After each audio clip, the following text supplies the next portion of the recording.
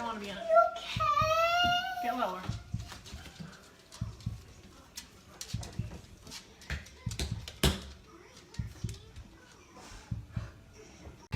I just want them back. I just want them to come back. And if they're not safe right now, that's what's tearing me apart. Because if they are safe, they're coming back. But if they're not, this has got to stop. Like, somebody has to come forward. Tell them you love them. You're welcome. We love you. Say love you. Candy. Oh yeah, shoot, that's in here. Objectively say that this is perhaps the most inhumane and vicious crime that I have handled out of the thousands of cases that I have seen. And nothing less than a maximum sentence would be appropriate. And anything less than the maximum sentence would depreciate the seriousness of this offense. Deputies, I would respectfully ask that you take this defendant into custody and have him serve the rest of his life in the Department of Corrections. We are in recess. If this stillness holds you, a quiet gesture helps sustain these long-form investigations. Taking a moment to like the video or subscribe allows stories like this to be examined with the time and care they demand, bringing hidden truths into focus, one layer at a time.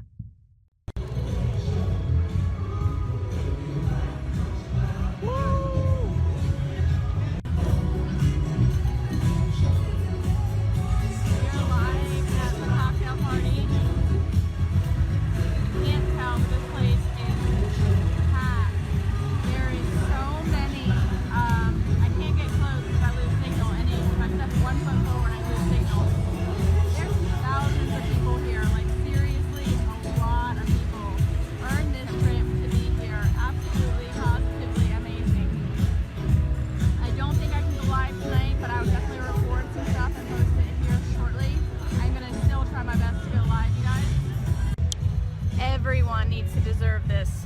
Everyone. Absolutely everyone. Tell them how much fun it is. It's amazing. This place is nuts. It is phenomenal. We're gonna go have some fun. Get to hear what's coming out. It's absolutely exciting. We're super excited. We'll be back here live shortly, guys. Love you. I don't want them to really go in the ocean. I mean, Ready, set? Go. Ready, set? Go. The pool opens in 2 weeks too. what's the degrees today? 85 last I checked. 120. Wow. No, Cece. Yeah. Cece, girl. Oh gosh. Oh my gosh, are you kidding? She can climb that fence. I know God will put the evil people where they need to be. I also want to take the time to thank the town of Frederick, Greeley, FBI, the DA's office, the CBI, for exceptional work. We thank Nicole Atkinson, Shannon's neighbor Nathan, and his family. To me, they're our heroes. They really are. God bless. God makes no mistakes on who he puts in your life. Marriage is about love, trust, and friendship and unity. We marry for sickness and health, to death do us part. Our daughter Shannon loved you with all of her heart. Your children loved you to the moon and back. Shannon's family was her world. Shannon put a crown on your head. But unfortunately, the day that you took their life, God removed that crown. We loved you like a son. We trusted you. Your faithful wife trusted you. Your children adored you, and they also trusted you. Your daughter Bella Marie sang a song proudly. And I don't know if you got to see it, but it was, "Daddy, you're my hero." I have no idea who gave you the right to take their lives.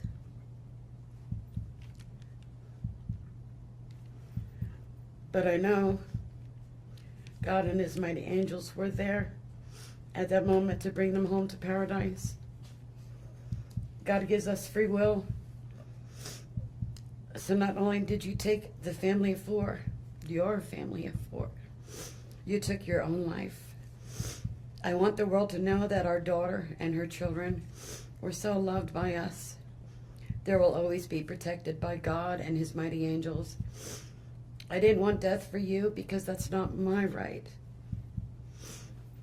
Your life is between you and God now, and I pray that he has mercy for you.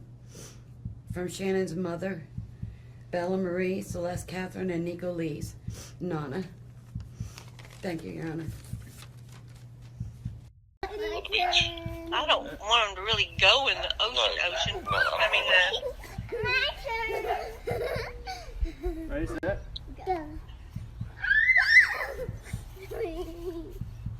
Ready, set. The pool opens in 2 weeks too.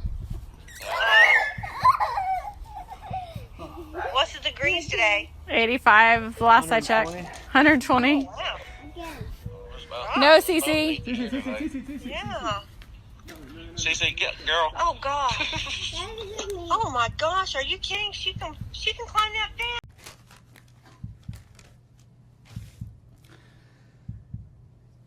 What I'd like to say to the courts that Shannon, Bella, and Nico are loving, caring people. They love life. They love being around people who love them. They always had good times. This is the first time they went to the beach this year, and they loved it. But God only knows what happened that night.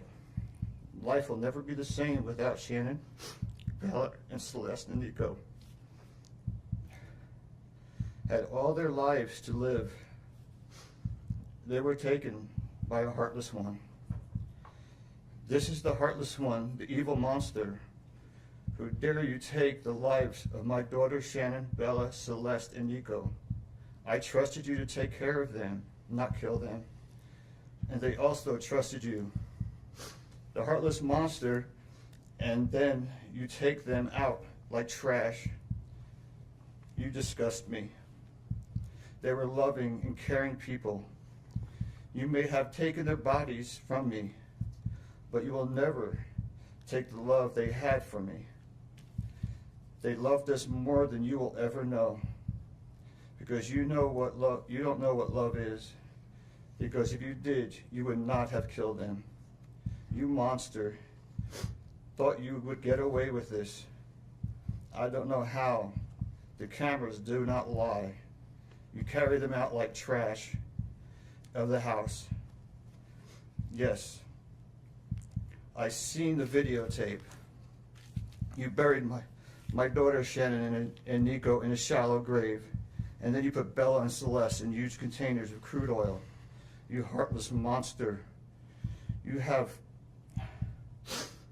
to live with this vision every day of your life, and I hope you see that every time you close your eyes at night. Oh, I forgot. You have no heart or feelings or love. Let me tell you something. I will think of them every day of my life, and I love them every day of my life. Prison is too good for you. This is hard to say, but may God have mercy on your soul. I hope you enjoy your new life. It's nothing like the one you had out here. May the courts have no mercy on you. It's hard every day. It hurts in so many ways.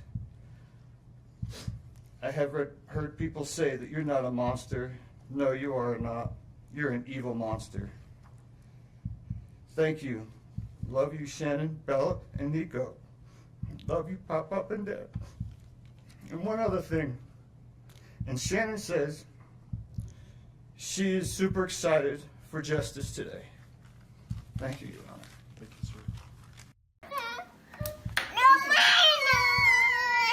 sir. Girls. Oh, CC Bella. Okay. You want chocolate? If you want chocolate, you just get this bowl. You want this one, bigger one? We're gonna go. I love you too. This is the morning. This is why I love that I thrive. Cece played patty cake on Daddy's head. Yeah, she's gripping it right now. Cece played patty cake on Daddy's head. Go whack a daddy. Don't do that, Cece. Don't do it. Sounds kind of hollow. Whack a daddy. Don't spit. Don't spit on Daddy, please. Oh, that's a shower.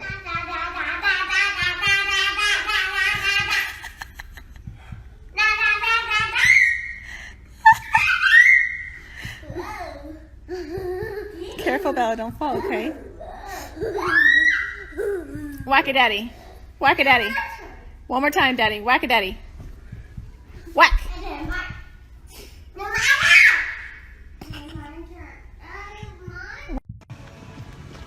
Hey guys, good morning, or I know for Colorado people it's good morning, good afternoon for everybody else. I wanted to come here live because today is the big day for the huge, our cocktail party is tonight where Product X is going to be released. We're super excited. We're heading to the pool right now, and then we have a massage today paid for by Lavelle. Today at 3:30. So Chris and I are super excited. So we're gonna get a massage after we lay by the pool for a little bit and maybe go to the beach again. And then we're going to go to the cocktail party. And we will be live there tonight. I'm Cindy Watts. Ron Watson. Thank you. And I have authorized you to make a statement to the court as paternal grandparents of the children. And if you choose not to make a statement, but your designee, Ms. Powers, chooses to, she can do so as well. How would you like to proceed today? I want you to start, but I would like to read Who's going to be speaking today? Your Honor, initially, they've asked me and they're hoping that they have the strength to speak, but if they do not, they've written out their statements and asked me to finish for them. So That would be fine. Who would like to go first? if I could start, Your Honor. On behalf of the Watts, Your Honor, and to the community, we thank you for the opportunity and the recognition under the Victim Bill of Rights. We come today as the grandparents and the parent of the daughter and children whose life was taken in this case. We are not here to ask for leniency. We are not in any way condoning or tolerating the crime that has occurred and the pain that has been caused. We join in our daughter-in-law and grandchildren's family in saying this should never have happened. This is not condonable. This is something that we will never get over. We appreciate the consideration that everyone has paid, most especially the families that have lost everyone. We appreciate that they begged for Christopher's life. We agree and echo what they have said, that it is not his place to take anyone's life, nor would it be our place as a community to take his life. So we thank you for the opportunity and for every consideration and effort that's been put out. The prosecution in this case has in fact respected the Victim Bill of Rights. They took the time to explain that the information that my clients had at the time that they were interviewed was not correct. They were misinformed. They were searching for answers. They were not intending to cause any pain to anyone, and they appreciate that the prosecution answered their questions and gave them the time and the respect and the consideration so that they could tell this court and everyone in this community that the interview content was not their message, that they accept that their son has done this, that they accept that he chose to plead guilty, that he sought and requested their consent and agreement for a life sentence. They appreciate that he is given the opportunity to serve that life sentence It is his responsibility, it is his sentence, and it is not enough to make up for what has done. We understand and we join the family in that we have questions. We don't know how such a thing could possibly happen, or that a man that was responsible for raising his children and protecting his wife would take the steps that he did, and that he would disregard their bodies and the love that he had for them and they had for him and everyone else, and take the gestures and put this community through the investigation and the discovery and the responsibility of bringing justice. We do not understand that. We do not think it was appropriate. We cannot begin to think that an explanation will ever justify it. My clients indicate that they understand that a full opportunity for a confession with all of the responsibility and accountability has not occurred. And they support the family in the request that that happen, if not today, at an appropriate time, in an appropriate manner, so that everyone can have peace, to understand to the best of their ability the details that they need and to have their questions answered.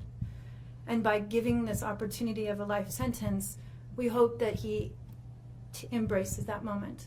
That had the death penalty been pursued, there would not have been an opportunity to be accountable and to give a full confession.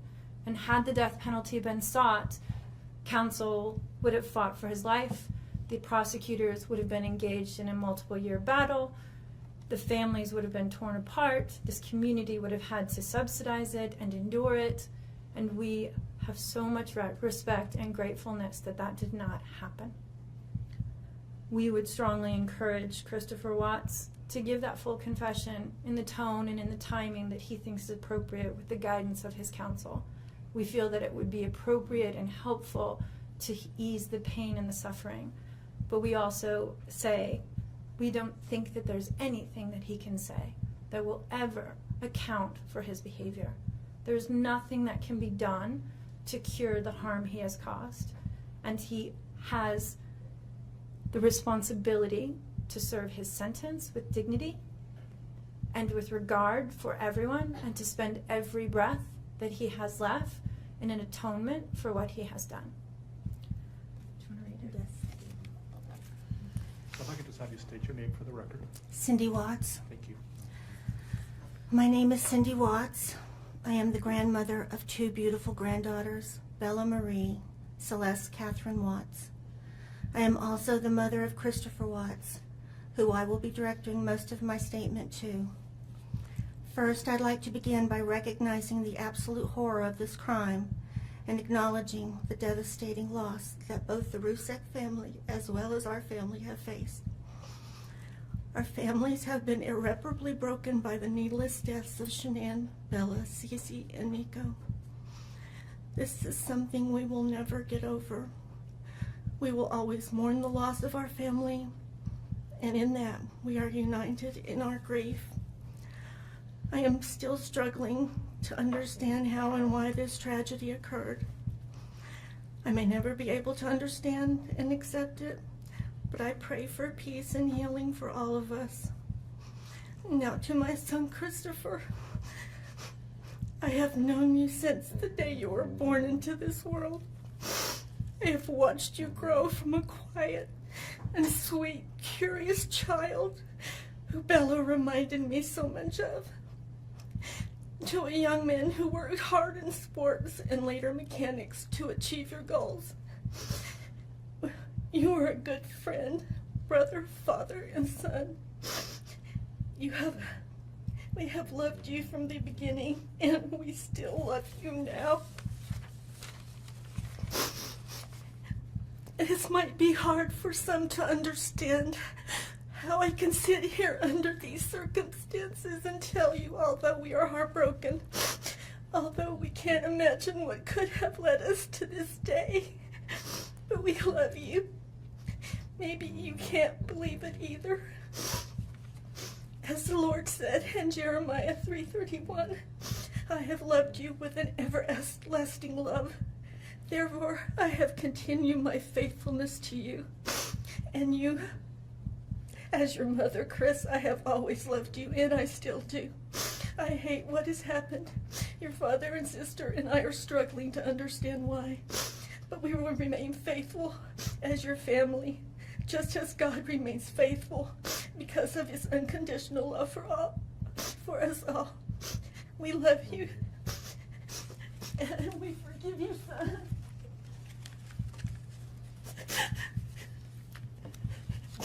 Thank you. Judge, if I could read Mr. Watts' statement. Yes. My name is Ronnie Watts, and I am the grandfather of Bella, Celeste, Nico Watts, and I am the father of Shannon. I am the father of Christopher Watts as well. And one of the most important things I've done in my life is to raise my children and to watch as they started their own families.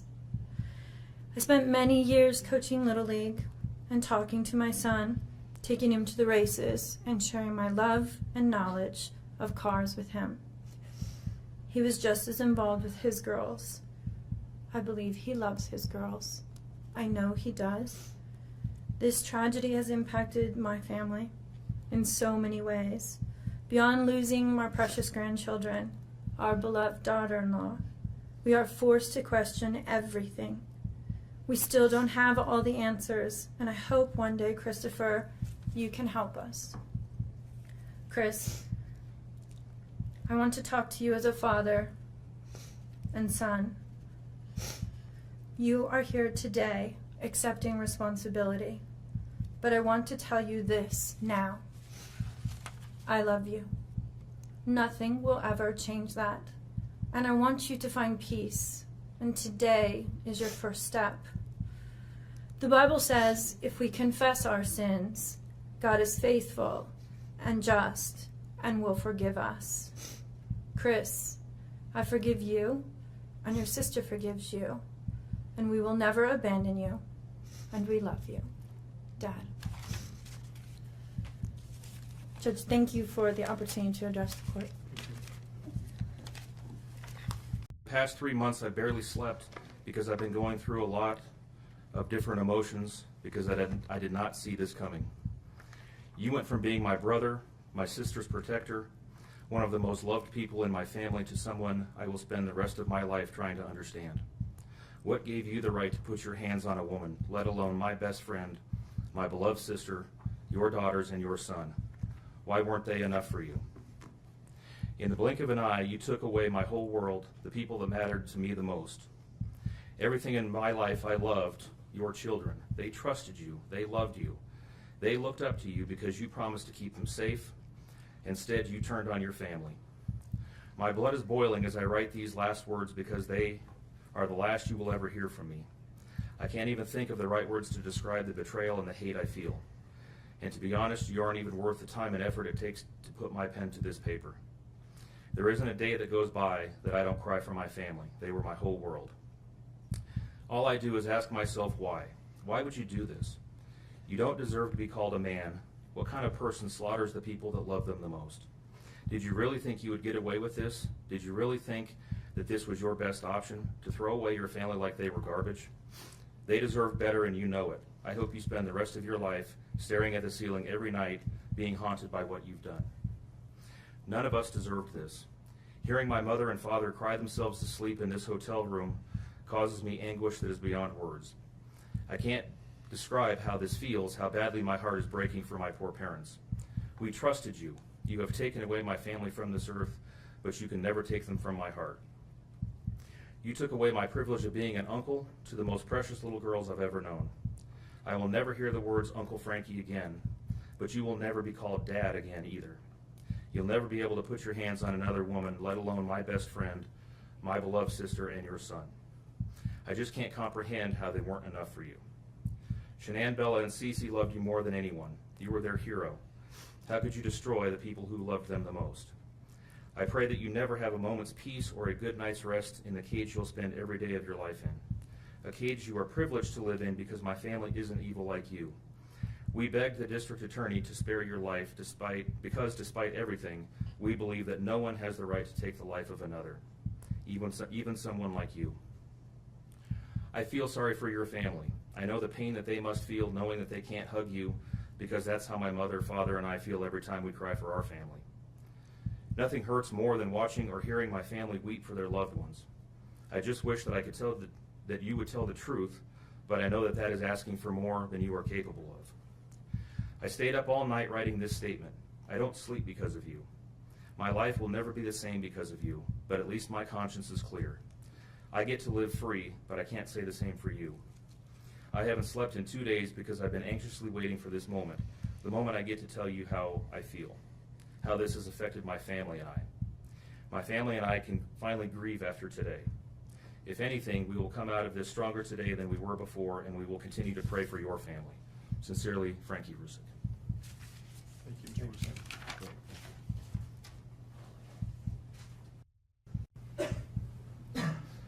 Your Honor, there are no words to adequately describe the unimaginable tragedy that brings us before this court today.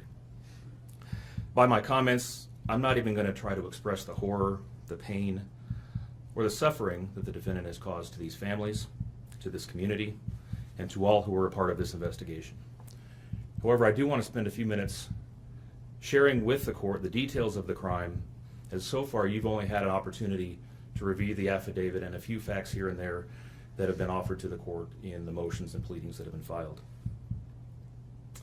The questions that have screamed out to anyone who will listen since August 13th of 2018 are why and how?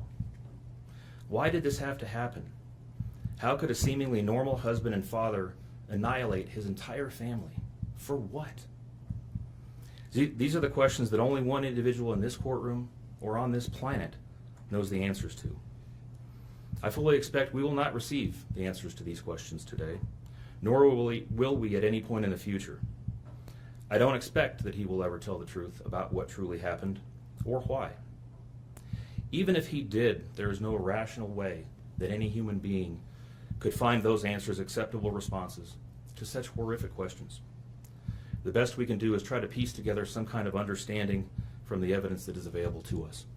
And the evidence tells us this: the defendant coldly and deliberately ended 4 lives, not in a fit of rage, not by way of accident, but in a calculated and sickening manner. Shanann was 34 years old. She had married the defendant in November of 2012. Over the weekend leading up to August 13th, she had been at a work conference in Phoenix, Arizona, and returned home in the early morning hours of August 13th. We know that she got home about 1:45 in the morning. The doorbell camera on their home shows her arriving back home from the airport. Shortly thereafter, at least according to the defendant, they had what he referred to as an emotional conversation about the state of their marriage and about what their lives would look like going forward.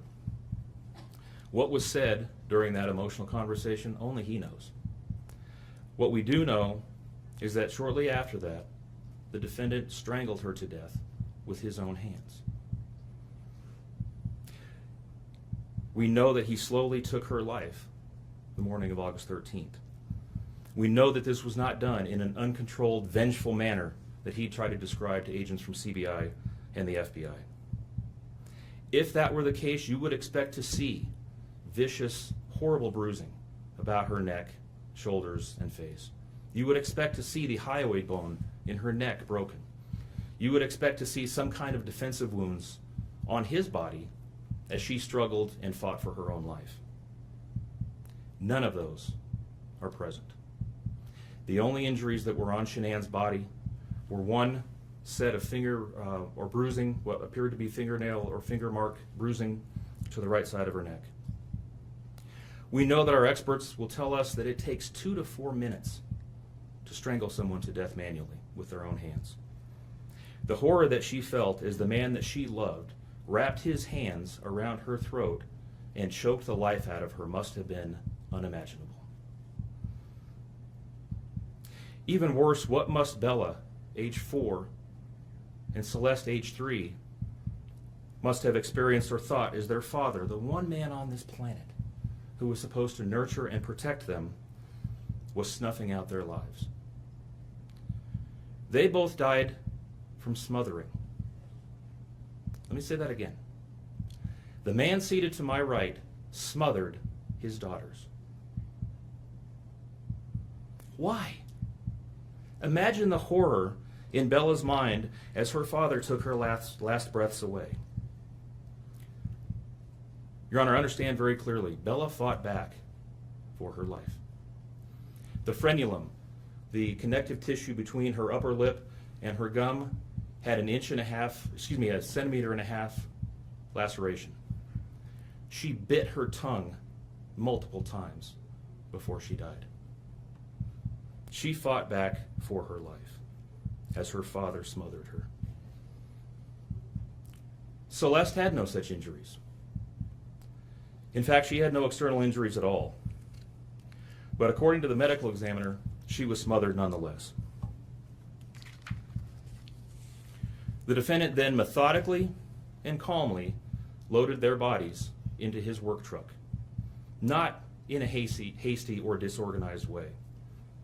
He was seen from the neighbor's doorbell camera backing his truck into the driveway, going back and forth into the house and back out to the truck 3 different times, 1 time for each of their bodies.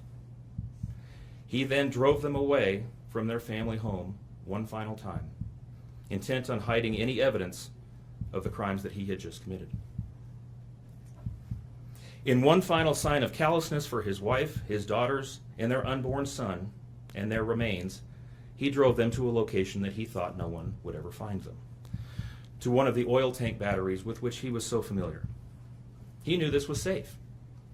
He had texted a coworker the night before saying, "I'll head out to that site. I'll take care of it."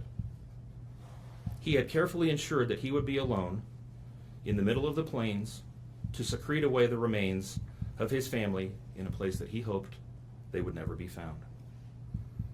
In 1 final measure of disrespect for the family he once had, he ensured that they would not be together, even in death, or so he thought. He disposed of them in different locations. He buried Shanann and Nico in a shallow grave away from the oil tanks.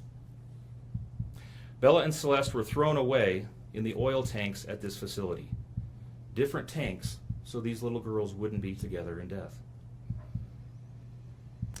Imagine this, Your Honor. This defendant took those little girls and put them through a hatch at the top of an oil tank, 8 inches in diameter. Bella had scratches on her left buttocks from being shoved through this hole. A tuft of blonde hair was found on the edge of one of these hatches. The defendant told investigators that Bella's tank seemed emptier than CC's because of the sound that the splashes made. These were his daughters. Significantly, when his coworkers arrived at the tank battery later that morning, to a person, they all described him as acting completely normally. It was a normal workday, even while his daughters sank in the oil and water not far away from him. And then his efforts at deception truly began.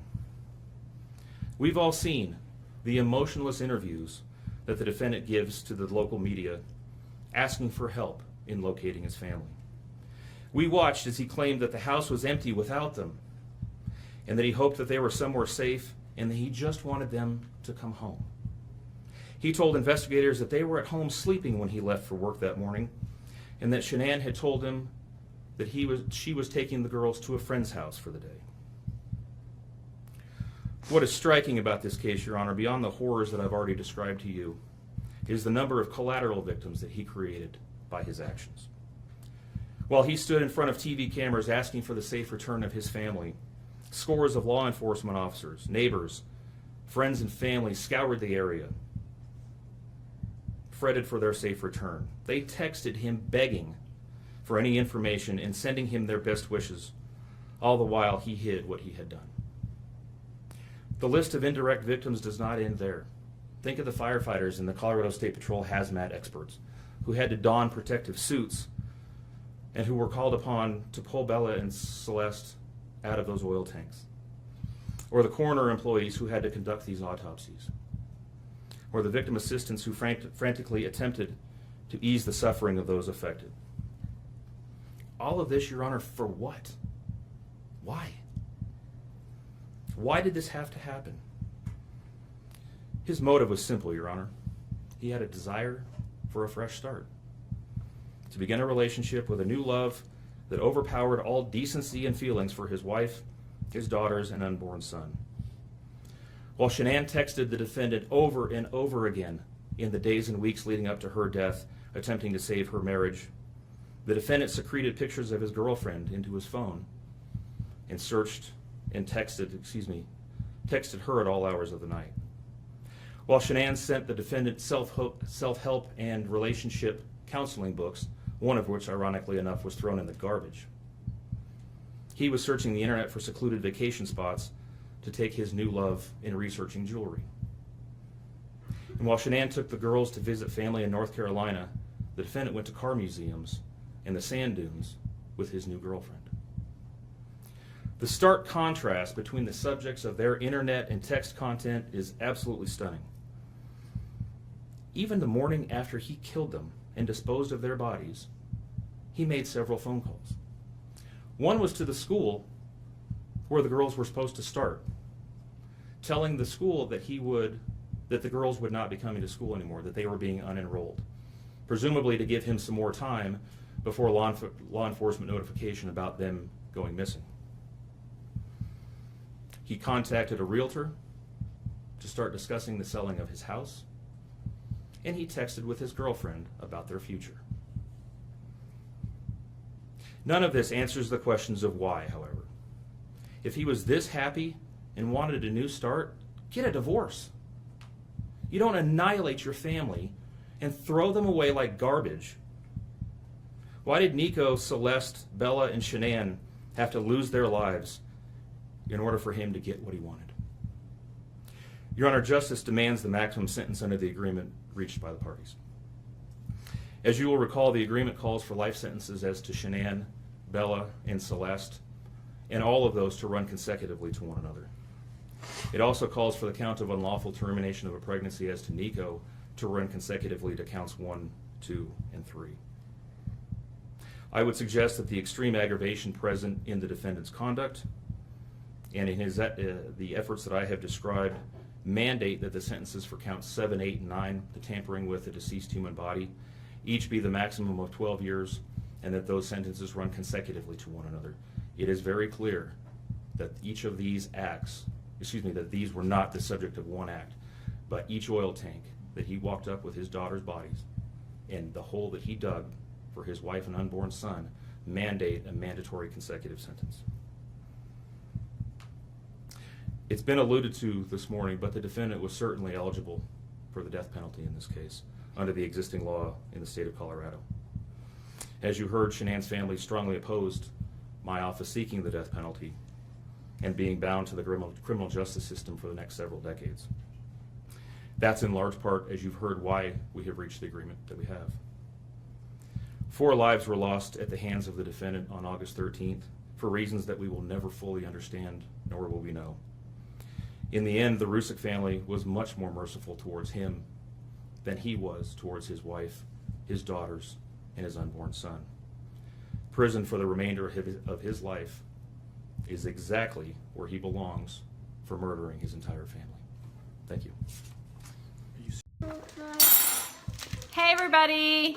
So I'm home with the family, and they're excited to try the new Pro Bars, and they came in, I think, yesterday.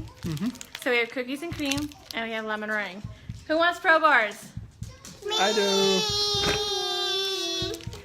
All right, so do you guys want lemon meringue first, or do you want cookies and cream? Cookies. Cookies? I want that. You want the lemon meringue? All right, since I have this one open, let's try this one first, okay? Cookies and cream. And Daddy's gonna try it too. Yeah. Are you both? Yes, so everyone's gonna try Chris Crumb cookies and cream. All right, Bella gets cookies and cream, Cece gets cookies and cream. Ready? Ready? Set. You're the taste testers. Yummy. Is it yummy? What's it taste like? Chocolate. Chocolate. What else? Watermelon. Watermelon. What's it taste like, Cece? A little bit. Chocolate? Uh-huh. Uh-huh. Is it delicious? Daddy? Oreo wrapped with vanilla. It's nice. Oreo wrapped in vanilla? Mm-hmm. Is it yummy, Cece? Mm-hmm. Is that good, Bella? I think they like cookies and cream. Okay, so let's try the lemon meringue. Hey, everybody. So, a little crazy over here. Cece loves the cookies and cream. You like it? Yeah, nothing. Good thing. Don't mind me. It's been a long travel day yesterday. Been cleaning, regrouping today. Hey, Jen. Okay, so Chris, this is the lemon meringue. Nope, that's Daddy's. Here's yours. Wait, don't take. Wait. Here, Bella. Okay, this one's lemon meringue. It's like the pie, but better because I don't like the pie. Ready, set, go. Ready? Hey, Jessica. That's so good. How's that taste, Cece? Good? Good? Yeah? Do you like that one better? Me too. I like it. What's it taste like? You like lemon meringue pie? Straight out the box. Bella, what's it taste like? I don't like it. You don't like that one? Bella doesn't like that one. That's okay. Okay. You like the birthday cake, right? And the cookies and cream? Yeah. Dieter, do you want some? Yeah, Dieter wants some. All right, so which one's your favorite out of all the Pro Bars? Hey, Wendy. I would say lemon meringue. Lemon meringue? Mm-hmm. What's your favorite, Cece? Birthday. Birthday? Mommy's favorite. What's your favorite? The cookies and cream? Wow. We have to keep 3 on stock. It's a good thing. How do I turn this around? It's a good thing that I have all 3 of the favorites in the house. Cinnamon rolls were sold out of it here at the house. I want dip and cream. You want dip and ranch? You want ranch dip and chips? Jess, I have them all. I just ate all of the cinnamon rolls. Cece actually really likes the cinnamon rolls too. Look at that one. Cookies and cream. You got Cookie Monster.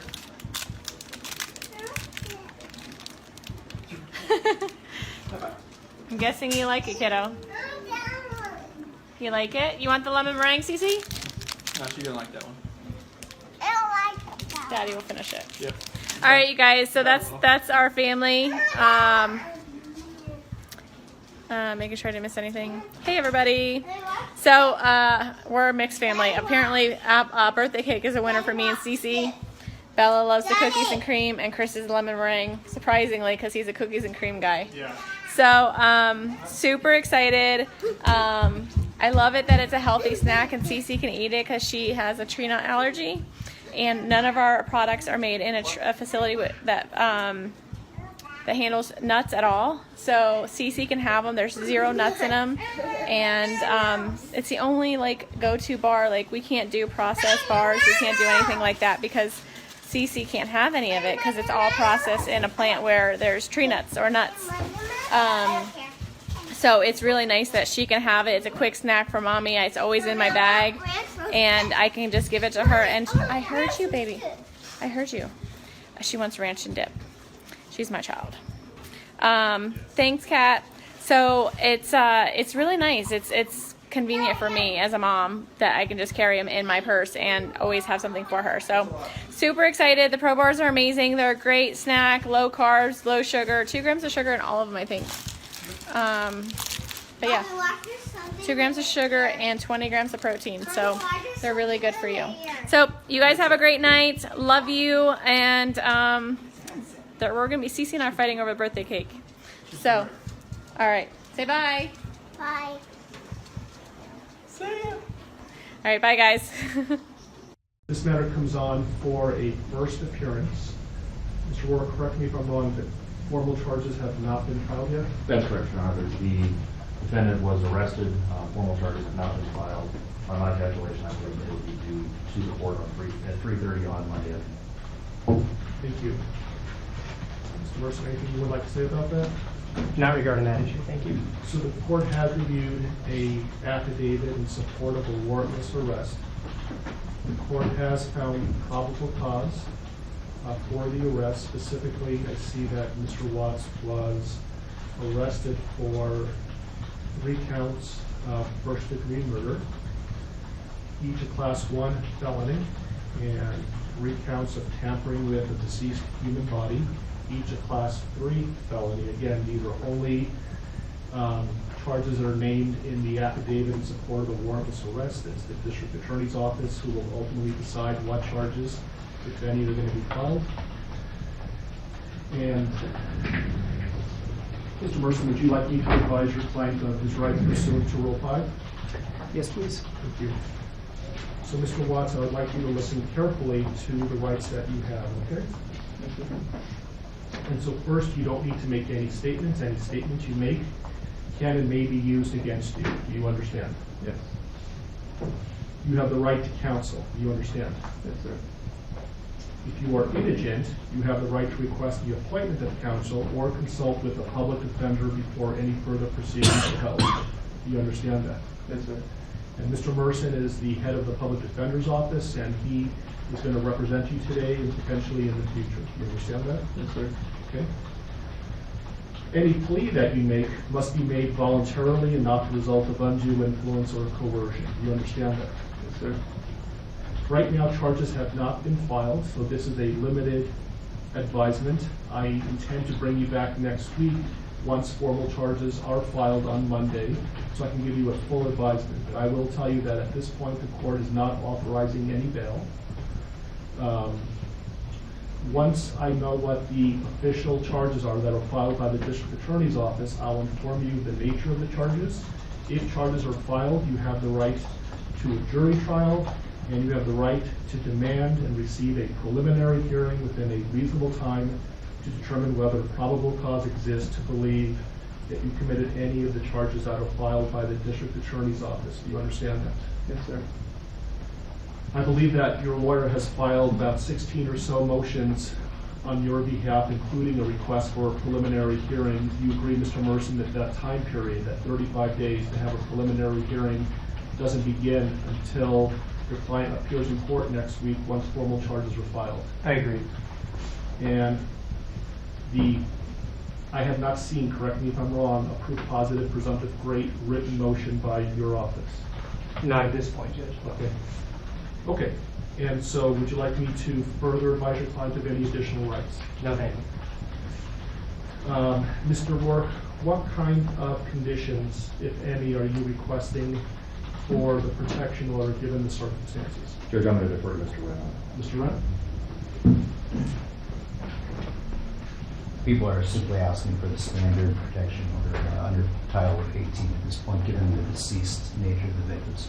And I assume based on the no bond hold, the issue of possessing or having access to or control over a firearm or any ammunition is a non-issue until and if bond is authorized. That's correct. Thank you. So, Mr. Watts, I am going to issue a protection order pursuant to Colorado Revised Statutes 18-1-1001. It's going to state that you not harass, molest, intimidate, retaliate against any witness involved in this case. Do you understand that? Yes, sir. If you were to violate the mandatory protection order, it's a Class 1 misdemeanor. Do you understand that? Yes, sir. And could we talk about some of them? I realize that things are happening very quickly. Motions were filed today. There hasn't been a lot of time to object or to file responses. Mr. Merson has filed a number of motions, some of which potentially may be time sensitive. My intention is for the parties to come back to court next Tuesday so I could advise Mr. Watts of his formal charges that are filed no later than 3:30 on Monday. So I'm not sure if I'm going to be requiring the prosecutor to file a response between now and Tuesday, or whether we can resolve some of these issues now. For example, the preservation of certain evidence, like police notes, handwritten notes, like touch DNA evidence, things of that nature. Your Honor, I think we can address some of these pretty quickly, but certainly not all of them. We would be asking for time to file a written response to some of them. Yeah, I'm just concerned about the time that elapses between now and Tuesday, and I want to make sure that the evidence that's being requested to be preserved is preserved. Understood. So, for example, can you, any objection for me to order that all law enforcement, both state and federal, that were involved in this case, preserve their handwritten notes? Any objection to that? No. So I will grant that request. Did you read Mr. Merson's motion with regard to touch DNA? I believe that was filed under seal, and I have not seen it. It was suppressed, so they should have had access to it. Gail, Christy, could you print out a copy for Mr. Rudd? Again, I appreciate the fact that this happened very quickly, and so let me get you a copy of that, a hard copy of that, and then you can review it and let me know what your thoughts are. Is there an autopsy that's scheduled to be conducted in the near future? Not yet. There was a 16. 16? Yes. While we're waiting, Mr. Merson, I noticed that... Actually, I'm sorry to interrupt, Judge. It was D17. D17? Yeah, sorry. So I see that your motions are numbered, but I'm missing 9 through 15. Yeah, I basically counted them and then started off. There were some other people in my office that had filed those other pleadings and not numbered them. I just want to make sure I'm not missing something. I don't think you are. I think many of them concern the media issue. On the way over here, the deputies advised the court had already ruled on that. So to a certain extent, some of that is moot. But if we are going to take a D17, in light of the fact that the affidavit is still sealed, I would ask that the court seal the courtroom and just allow the parties to argue that, because it will require me to talk about information in the affidavit. Well, why don't we give Mr. Rudd an opportunity and let me know whether, without talking about the substance, whether he has an objection or not. It's really more of putting the prosecution on notice than anything else. Why don't you read it first and let me know what you think.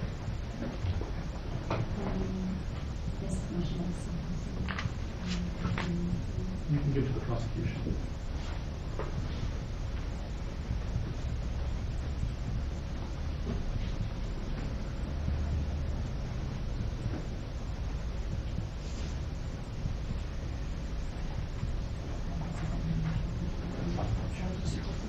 Steve. Extra. I might. It was one of the. So, I did add the house to this, so the D17 will have the house on it as well. But that's the gist of it. At this point, I'm concerned about whether or not it's not. It's been released by law enforcement. Okay. When was that?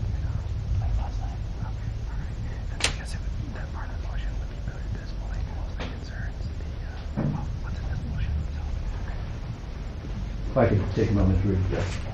Mercer, anything else?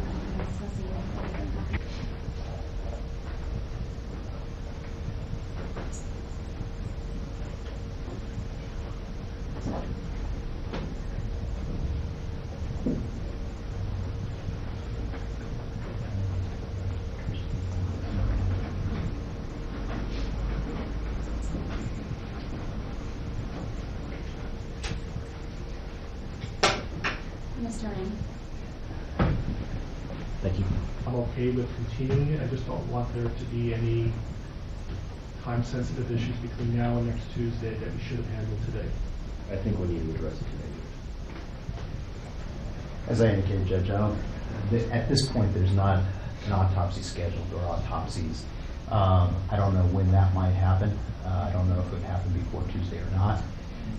With respect to this motion, and does the court want to address Mr. Merson's concerns about clearing the courtroom, given the sealed nature of this, or may I speak for you? Well, it was I think it's based on the sealing of the affidavit in support of the warrantless arrest, and so it was your motion to seal. So if you think the reasons why you requested the affidavit to be sealed are going to be compromised, we could do this in camera. If you believe it's not, then we can talk about it publicly. I'm not worried about the compromising nature of the affidavit. I will tell the court and make a record that the prosecution has provided Mr. Merson with a copy of the affidavit, despite the fact that it was sealed to the public. I am concerned about this being discussed in a non-in-camera setting. My concerns revolve around the issues I brought up and the objections to expanded media coverage. It's an ongoing investigation at this point. I have concerns about, what would be discussed and how that would implicate Mr. Watts' right to a fair trial and his due process right. So my request is that the court seal the court so we can discuss this. Mr. Wright? Move that to the discretion of the court. It seems to me, based on everything I've heard, that the affidavit is going to be released at some point. It was the prosecution who requested the sealing of the affidavit. They're not concerned about this being compromised, the investigation being compromised. And so I think we can talk about this publicly. Mr. Wright? And when you say talk about this, are we still talking about yes. D17, yes. Which was also filed under seal? Yes. So with respect to paragraph number 3, Judge, our concerns relate to the way this is worded. As the court knows, the pathologist goes through a very extensive process when conducting an autopsy, much of which is governed by statute. I think most of what he's asking for is standard procedure for an autopsy conducted in this jurisdiction and would be done. However, I have concerns about the way this is phrased in that it orders collection of trace DNA and touch DNA from certain areas of bodies that at this point we don't even have, frankly. Second, we don't know if that trace DNA is going to even exist if we have the bodies. So there's no way to order us to find something that may or may not exist. I think when I read the motion, it essentially is putting the prosecution on notice that at some point they may be in possession of exculpatory evidence, and it's their duty to make reasonable efforts to preserve that and ultimately provide that to the defense. And so I think they're on notice by the mere fact that we're talking about this, that Mr. Wren got a copy of the motion, and if this becomes an issue later on, we can litigate this, and there's some pretty significant sanctions for the destruction of exculpatory evidence. Okay, so that will be the ruling of the court. Your Honor, may I ask one clarifying question? Because the way that the motion is titled talks about the collection of touch or trace DNA at 2825 Saratoga Trail as well as during the autopsy, but the body of the motion does not. I want to make sure that Mr. Merson is aware that the home where the homicides were alleged to have occurred has been released by law enforcement, was released as of about midnight last night. So even as we stand today, we are not in a position to be able to go back in and collect trace DNA from that home. So I just want to make clear that, that the ruling of the court does not require us to do anything affirmative with respect to the home. And Mr. Wren advised me that the government is no longer in control of the home, so I'm aware of that. Thank you. Thank you. Thank you. With regard to the motion for protective order, essentially for nobody to speak to Mr. Watts other than his attorneys and investigators and support staff, I'm assuming there's no objection to that? Correct. You'll put law enforcement on notice on that issue? Yes. Okay. Any other time-sensitive issues that cannot wait until next Tuesday? Nothing from the legal. Mr. Merson? Can I just have 1 second? Sure.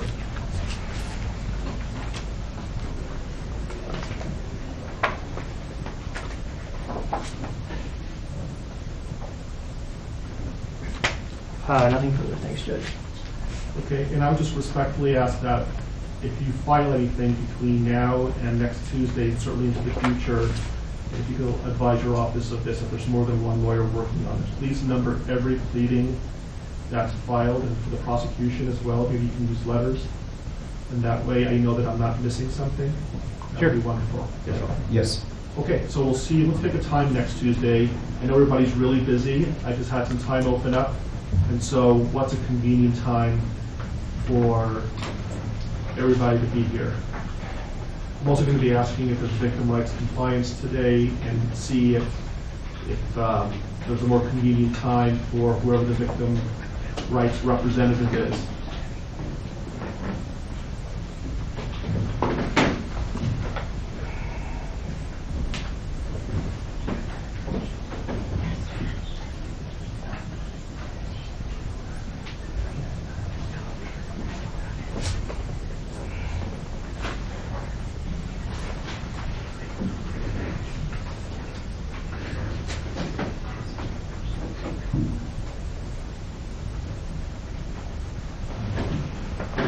We have been in communication with the family of the victims. The RMB are VRA compliance, but based on that effort. At this point, we don't have any specific times that are good or bad for the family, but we will certainly contact them as soon as we leave and clarify their availability for next Tuesday. How about the attorneys? What's a good time for you to be here on Tuesday? Anytime, Judge. I'll make it work.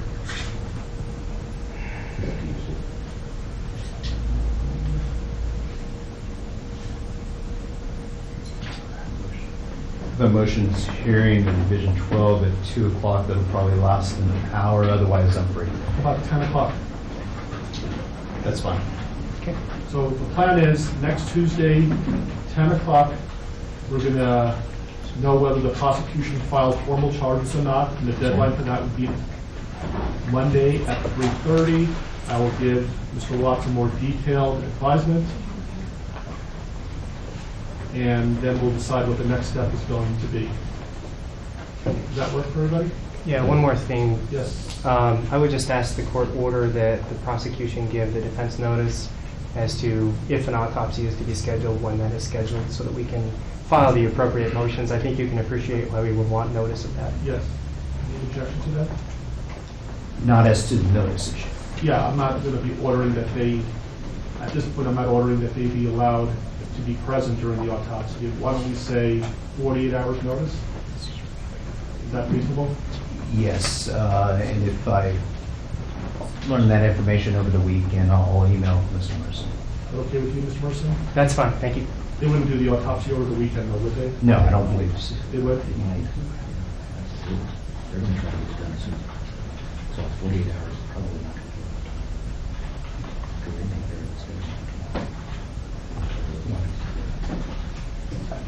We've all certainly seen autopsies scheduled less than 48 hours after the bodies are recovered. So we will do our best to comply with the notice requirements as soon as we learn the information. Who would be making the decision on when to perform an autopsy? The coroner's office. So can you communicate with them that there's an order that there would be 48 hours notice, and if they, for whatever reason, can't comply with that, you'll let Mr. Merson know? Is the court ordering that the autopsy not be conducted earlier than 48 hours after the recovery of the bodies? No. Okay. What I'm saying is I'm ordering that you notify the coroner that there's an order that Mr. Merson is entitled to 48 hours notice, and if they are intending to perform the autopsy sooner than that, they need to let you know before it starts so you can give Mr. Merson reasonable notice. Yes, sir.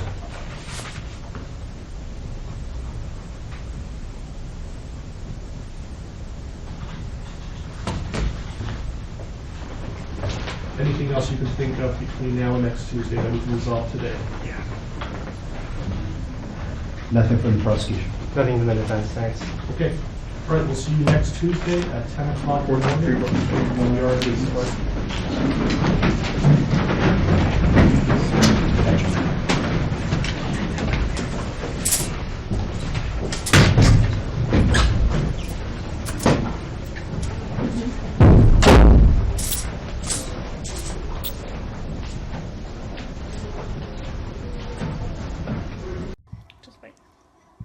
Hi guys, say What's hi going Bella.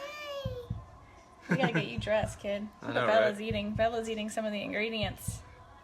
She got a nice little bowl of chocolate chips. Look at that. What is that, Bella? Can you show them?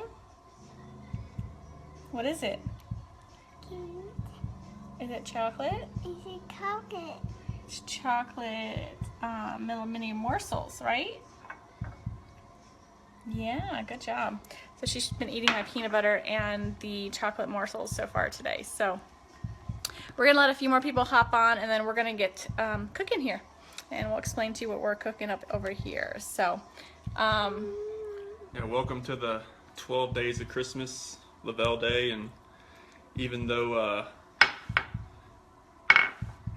I like to claim that I could probably cook, I can't at all. So I'm gonna let my wife do all the cooking. She's gonna make up some Thrive Bites for us. and I'm gonna go wash my hands real fast. Uh-oh. She's gonna leave me here alone. Oh, we got some people joining. Bella, look. Got people looking at us. Say hi. Wife's gonna be making up some Thrive Bites here in a second, so make sure you hop on and join us for the 12 days of Christmas. Bella's got some chocolate chips. I need a LaBelle apron. Alright guys. Hey Michelle. Hey Amanda. Bella's showing you what she's eating. She's eating the ingredients. She's been eating the ingredients since I've been getting them prepared. So we're gonna make Thrive Bites today. Chris didn't want to go on live doing it because he didn't want to mess anything up. Not that you can mess anything up with Thrive Bites. It's so simple. Except for today, we're gonna double the recipe because we love the Thrive Bites. When you are craving something to eat, or junk food or whatever, you just pop a Thrive Bite and it fills you up, and it's really delicious. Thrive Bites, right? Good job, Bella. My little helper right here. Thrive Bites. So today, I will post in the feed the Thrive Bites. Bella, shh.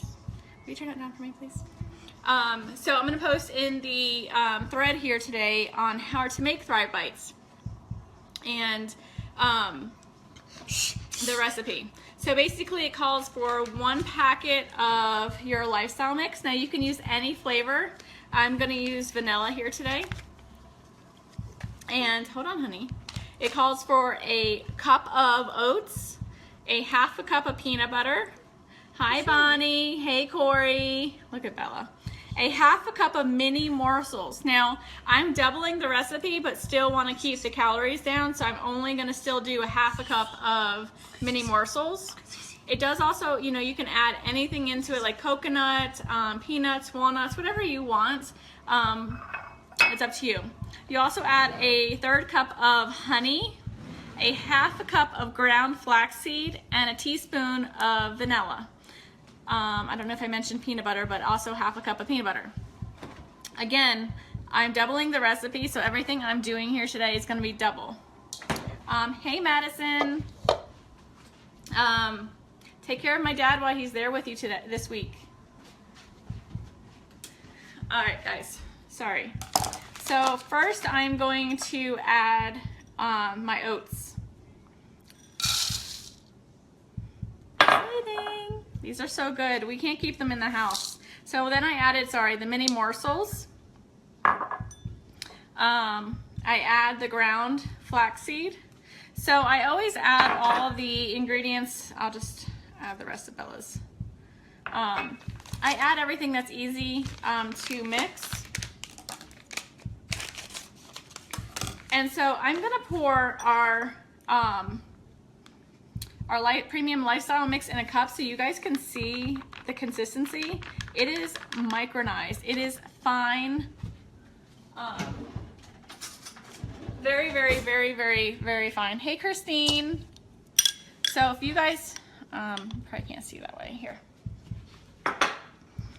So if you can see how finely micronized it is. I mean, literally it's thinner than flour. I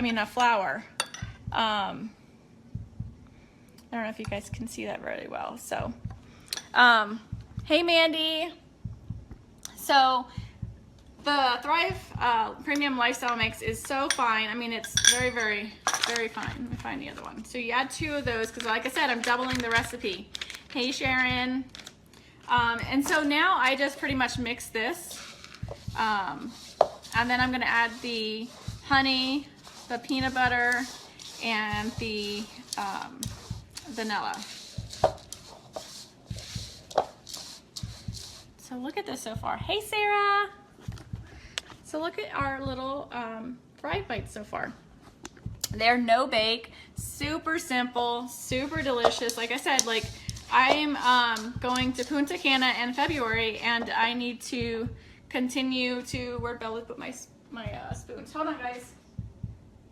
I think she took my, hold on.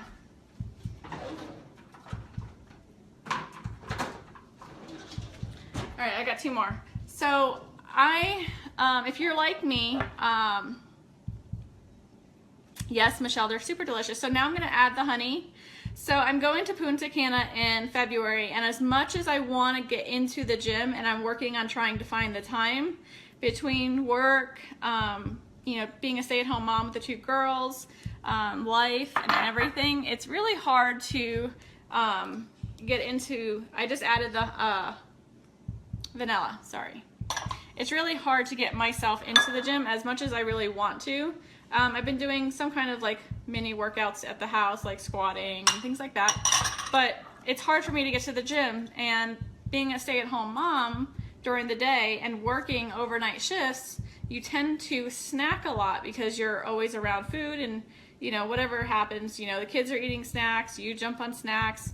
So this is my way of making my own snack, that instead of me grabbing a fruit roll-up or a bag of chips or any of that stuff, I just grab one of these, and I've made my own for the kids too. So they have their own little protein bites Bella loves. So now that all my ingredients are in here, I'm just going to mix it up really good. And as you guys know, messing with peanut butter, it's fun. So, sorry, I don't like a mess when I'm cooking. Not that I'm cooking. I know, Bonnie. So Bella does squats with me at the house because, you know, we all gotta work up the backside, right? So I am doing squats at the house, and it's super funny because she tries to do them with me. And so here comes Cece, the sumo wrestler, doing squats in my living room because she literally looks like a sumo wrestler when she's doing them. Yeah, Mandy, so that is my favorite side effect. And you know, the thing is, it's not a weight loss company. And as you know, I use you as an example because you are super skinny when you started Thriving. And so like, it's not a weight loss company, but you know what, with anything you can do, you can manage your weight, you know, with just the small things that you do with cutting out junk food. Like that's what has happened with me when I started the Thrive experience, is I no longer crave a lot of the junk foods as I used to crave. And being lazy from, sorry, I'm getting another spoon. Some of the, you know, filling in your nutritional gaps and craving more water, which is all I used to drink before, but I really crave a lot more water now. And on top of that, like I'm literally eating better. So that's really huge. You know, you got to take care of your body. You got to eat better. I'm changing the spoon because of the peanut butter. Hi, Carrie. So we're making mini Thrive, or not mini, but Thrive Bites here. So my hands are washed. Sometimes, you know, when you're in the kitchen, you just stick your hands in there. With the heat of your hands, it helps to melt the peanut butter a little bit, and so it kind of makes it easier to manage, so to speak. And then we're just going to literally roll these into balls, whatever size you like. I like to do them in like little minier sizes. So, and I'll kind of demonstrate here. Let me get this.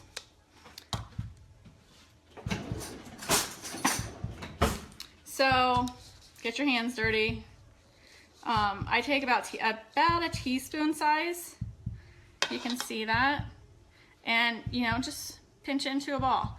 And so that's how big I make mine. They're probably a size of a quarter in round. Carrie, they're super delicious and very healthy for you too, except for the fact that they have little mini morsels in them, but I cut the recipe in half when it comes to the mini morsels. And then you can be creative. You can use the strawberry shake with it. You can use the apple pie and create it into like an apple pie little treat. I love the peanut butter because everyone in this house loves peanut butter and I can never keep it on hand. So it's been really good. Like I said, the girls love them. I don't use the Thrive Lifestyle mix for the girls, but I make them their own little mini bites, so they feel like they're getting a treat with us too. Yes, Mandy. So these are so, like, honestly, they're really good too. But yeah, and you can do whatever you want with them. You can add anything. I'm not a coconut person, so I don't add coconut to mine, but you can add chunky peanut butter. You can add anything, you know, that you want. Stick them in the fridge, let them chill, and then put them in a little container, and then you're good to go. Grab and go. How many spoons are you required? Listen. I use like one sometimes, but like it's sticky, and you know, usually I just use my hands a lot. Of course they're clean, but you know, I'm trying to be, you know, proper, like professional TV cook, you know. I don't qualify though. So, give me 1 second. They're really good. You guys really have to try them. I will post them in the thread here. I am down 28 pounds since I started the Thrive Experience, and going to Punta Cana in February, I'd like to be down another, a good 5 to 10 pounds. And so this is a really good way for me to do that. And I'm gonna show you kind of what they look like. I'm sure some of you have made some protein bites before. So it's super simple, you guys. Have fun with it. Bella was helping me out, but Chris took her away so she wouldn't talk on the video. Incorporate your kids, like make something for them.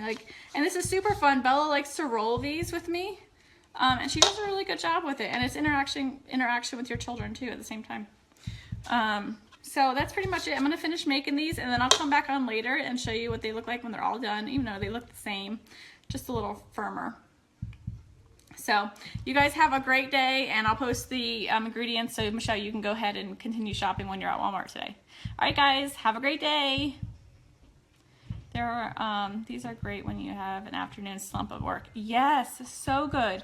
And honestly, I eat them throughout the day, and they're really good snacks for when I work overnights, because when I work overnights, I tend to snack on a bunch of junk food, like things that aren't good for you. And so these have been really good supplements instead of doing that. So instead of a bag of chips, I'm eating some Thrive Bites. All right, guys, have a great day.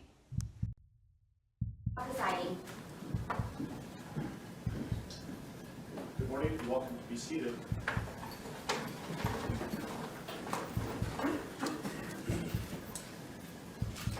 Okay, we are on the record. We are in Division 17 of the Weld County District Court, and we are here regarding Weld County case number 18CR2003, people of the state of Colorado versus Christopher Lee Watts. My name is Marcelo Cupcount, a district court judge here in Weld County, and I will be the presiding judge in this case. If I could please have the lawyers identify themselves for the record, starting with the prosecution. Good morning, Your Honor. Michael Rourke on behalf of the people. Patrick Roach on behalf of the people. Your Honor, John Walsh on behalf of the defense. Jim Burson on behalf of Mr. Watts. Thank you. Thank you. And Mr. Rourke, do you want to make a record regarding compliance with the Victims' Rights Act? Yes, Your Honor. We are in compliance with the Victims' Rights Act. Frank Rusick, who is Shanann Watts' father, is present in the courtroom, as is Frankie Rusick, who is Shanann Watts' brother. They are present in the courtroom, and we have advised them of the purpose of today's hearing and what we expect to occur. Thank you. Mr. Watts, last week I gave you a limited advisement because charges had not been filed. They have now been filed, so I'm going to give you a full advisement. If at any time you have any questions, please let me know, and welcome also to certainly consult with your attorneys, okay? Yes, sir.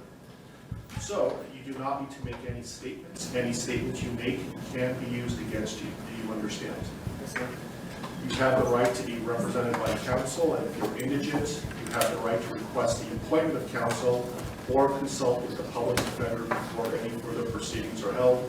And I see that you've taken advantage of that right. Any plea that you make must be made voluntarily and not the result of undue influence or coercion. You understand? Yes, sir. At this point, I have denied your right to bail, given the charges. You can certainly have a conversation shortly about that issue.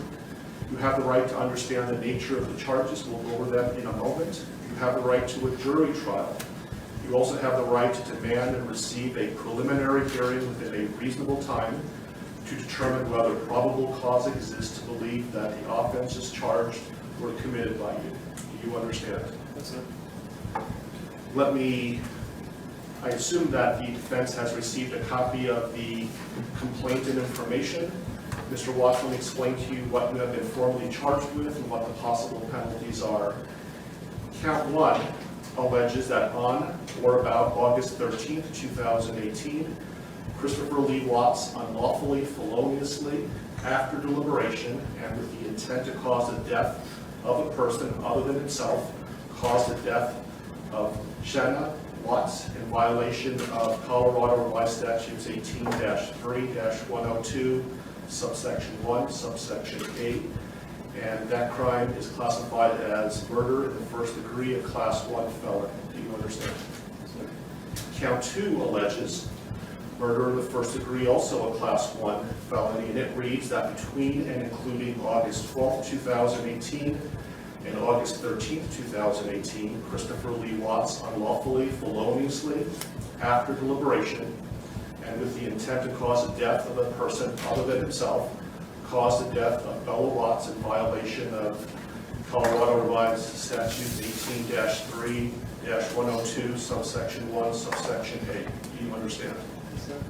Count 3 alleges murder in the first degree, a Class 1 felony, and specifically it alleges that between and including August 12, 2018 and August 13, 2018, Christopher Lee Watts unlawfully, feloniously, after deliberation, and with the intent to cause the death of a person other than himself, caused the death of Celeste Watts in violation of Colorado Revised Statutes 18-3-102, subsection 1, subsection A. Do you understand?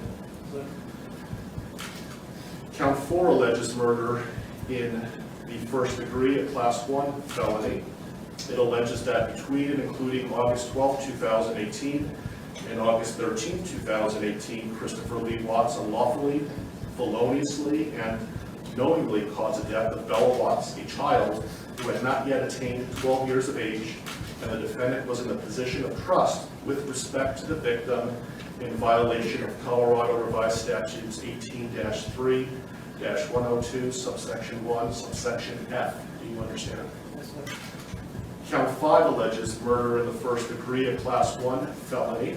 It alleges that between and including August 12, 2018 and August 13, 2018, Christopher Lee Watts unlawfully, feloniously, and knowingly caused the death of Celeste Watts, a child who had not yet attained 12 years of age, and the defendant was in a position of trust with respect to the victim in violation of Colorado Revised Statutes 18-3-102, subsection 1, subsection F. Do you understand? Yes, sir.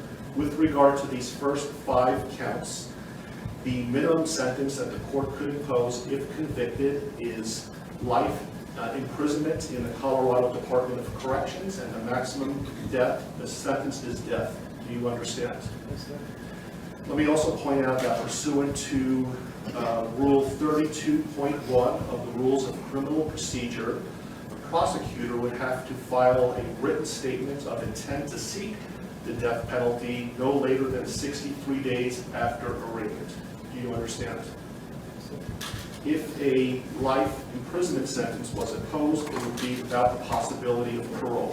Do you understand that? Yes, sir. Count 6 alleges a Class 2 felony of unlawful termination of pregnancy in the first degree. Specifically, it alleges that on or about August 13, 2018, Christopher Lee Watts, with the intent to terminate unlawfully the pregnancy of a woman, namely Jeanette Watts, feloniously and unlawfully terminated the pregnancy of the woman. Further, the woman died as a result of the unlawful termination of the pregnancy in violation of Colorado Revised Statutes 18-3.5-103. Do you understand? Yes, sir. The possible penalties, if convicted for this crime, is a mandatory minimum 16 years in prison up to 48 years in prison, followed by an additional mandatory parole period of 5 years. Do you understand? Yes, sir. Count 7 alleges tampering with a deceased human body, a Class 3 felony. It alleges that on or about August 13, 2018, Christopher Lee Watts, believing that an official proceeding was pending, in progress, or about to be instituted, and acting without legal right or authority, unlawfully and feloniously, willfully destroyed, mutilated, concealed, removed, or altered a human body, part of a human body, or human remains with the intent to impair it or their appearance or availability in the official proceedings in violation of Colorado Revised Statutes 18-8-610.5. Do you understand? Yes, sir. Count 8 alleges also tampering with a deceased human body, a Class 3 felony. It alleges that on or about August 13, 2018, Christopher Lee Watts, believing that an official proceeding was pending, in progress or about to be instituted, and acting without legal right or authority, unlawfully and feloniously, willfully destroyed, mutilated, concealed, removed, or altered a human body, part of a human body, or human remains with the intent to impair its or their appearance or availability in the official proceeding in violation of Colorado Revised Statutes 18-8-610.5. Do you understand? Yes, sir. And finally, count 9 alleges tampering with a deceased human body, a Class 3 felony. It alleges that on or about August 13th, 2018, Christopher Lee Watts, believing that an official proceeding was pending, in progress, or about to be instituted, and acting without legal right or authority, unlawfully and feloniously, willfully destroyed, mutilated, concealed, removed, or altered a human body, part of a human body, or human remains with the intent to impair its or their appearance or availability in the official proceeding in violation of Colorado Revised Statutes 18-8-610.5. With regard to counts 7, 8, and 9, those Class 3 felonies carry a presumptive range of 4 to 12 years in the Colorado Department of Corrections. If there were sufficient mitigating circumstances, the minimum could be as low as 2 years. If there were sufficient aggravating circumstances, as many as 24 years. And any prison sentence would be followed by an additional mandatory parole period of 3 years. Do you understand? Yes, sir. Do you have any questions about what I've said so far? Yes, sir. And Mr. Merson, has your office filed a written intent to seek a proof evident presumptive rate hearing? Not yet, Judge, but we will be filing that. This case will be Mr. Walsh's and Ms. Harold's. They will get the attorneys listed on the, I believe, the most recent pleading from the defense. Okay, thank you. And I would point out, Mr. Watts, that the prosecution also indicated in the complaint and information that these were acts of domestic violence. Do you understand that? Yes, sir. Okay, thank you. And so, Mr. Walsh, what is your request today? Your Honor, considering that we haven't received any discovery of the case, we're not in a good position at this point to advise the court about what kind of time we'll need. My suggestion to the court is that the court allow Mr. Watts to reserve the preliminary hearing in the case, reserve the proof evident hearing, and set the matter for a status conference about 60 days out. So just to be clear, he is waiving his right to have a preliminary hearing within 35 days, that he's not seeking a proof evident presumption rate hearing prior to the setting of the status conference in about 60 days, but he's reserving his right to have those hearings in the future, but not necessarily within 35 days. Is that right? Yes, Your Honor. We've spoken about those issues. And do you understand what we're talking about, Mr. Watts? Yes. Do you have any questions about that? Okay. And Mr. Rourke, do you have any objection to that request? No, Your Honor, that seems like the prudent way to proceed at this point. Okay. Let me give you a date that, how does, so 60 days is about October 20th or so. I have October 11th. Does that date work for the parties? I can go a little bit further if you like as well. I think a little bit further would make sense, Your Honor. Thank you.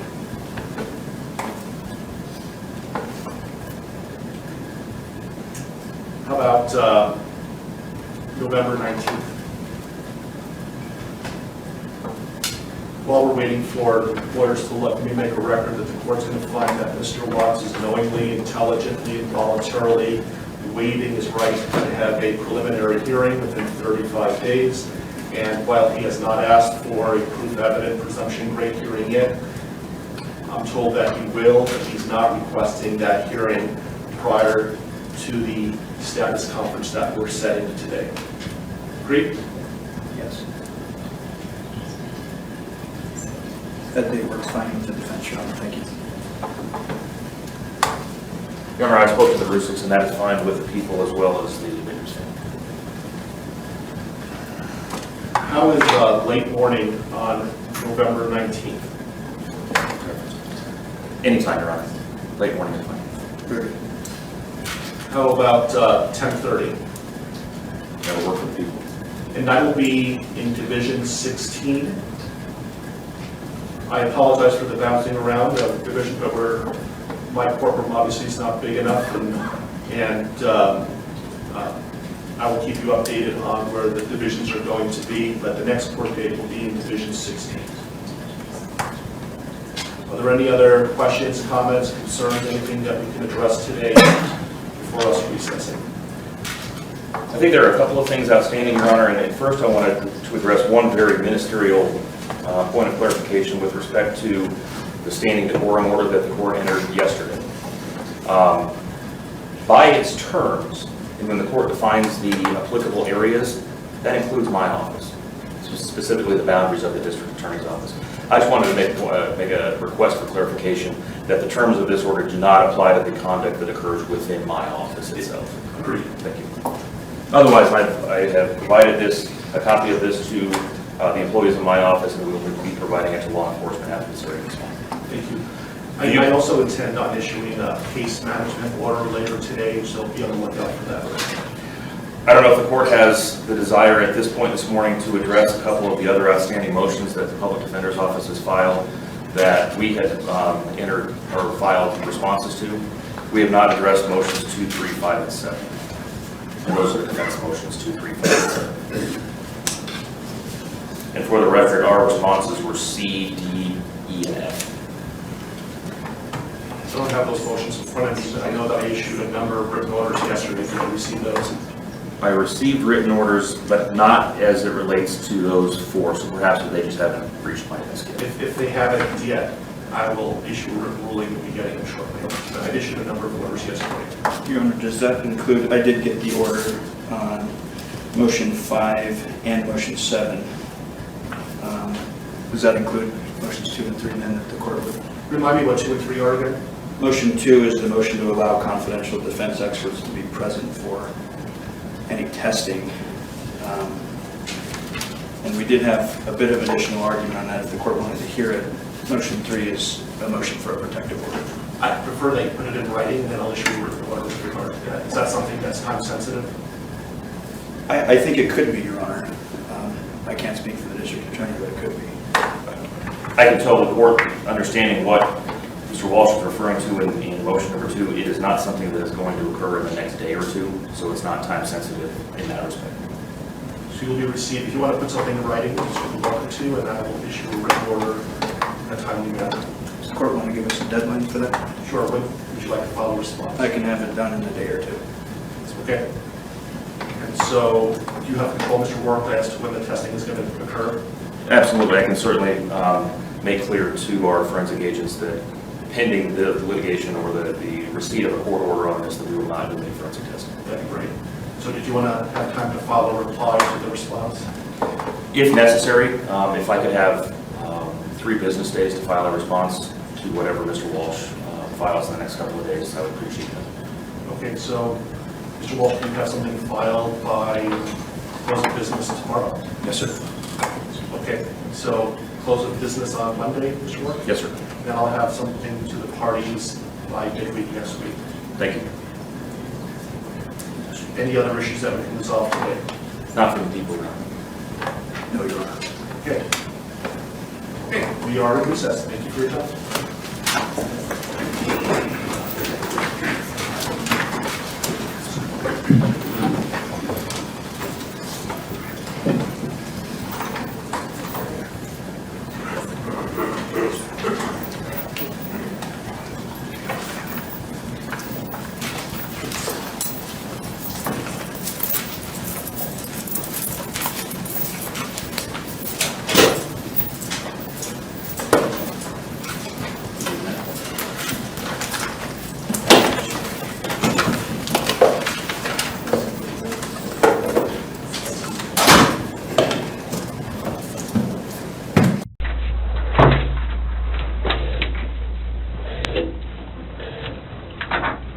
So I brought Graham in here because we want to talk to you about the results, okay? Sure.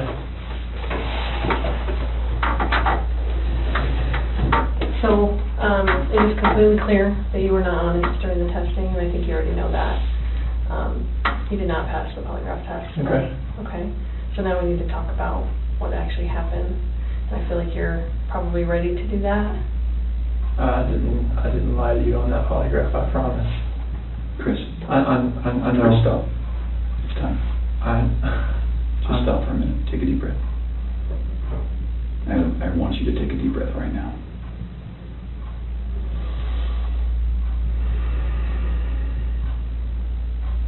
There's a reason you feel sick to your stomach. And when people hold stuff inside, it makes you physically ill.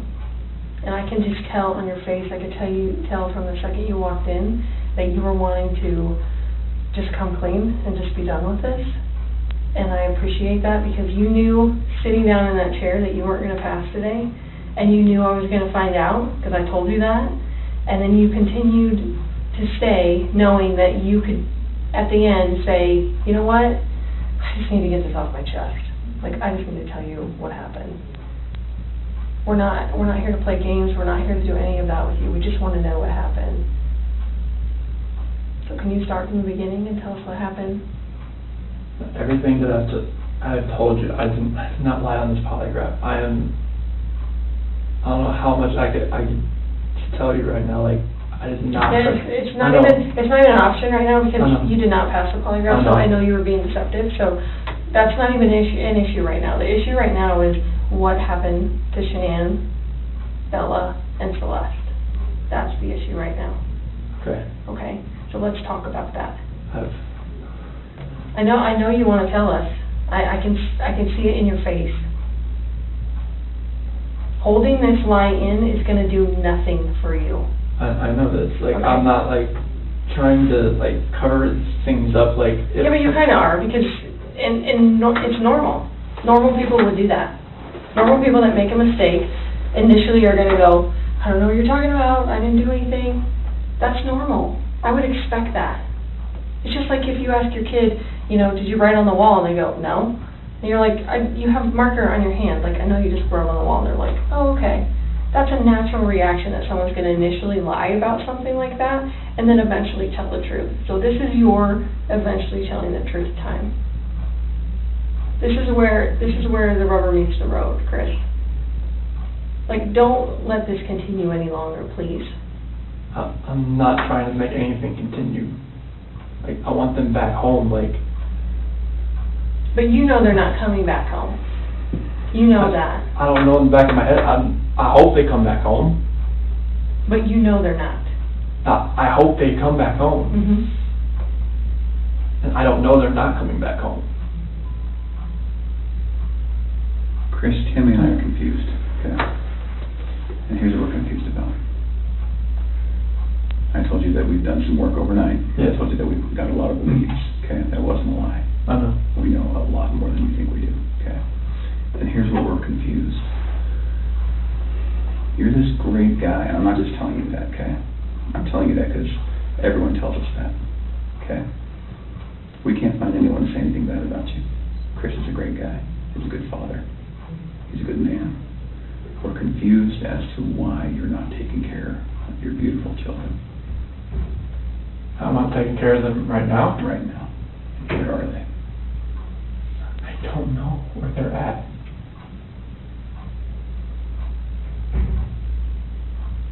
Honestly, I do not know where they are at. If I could have my babies back home right now, I would. I want them back. I want everybody back. That is the God's honest truth.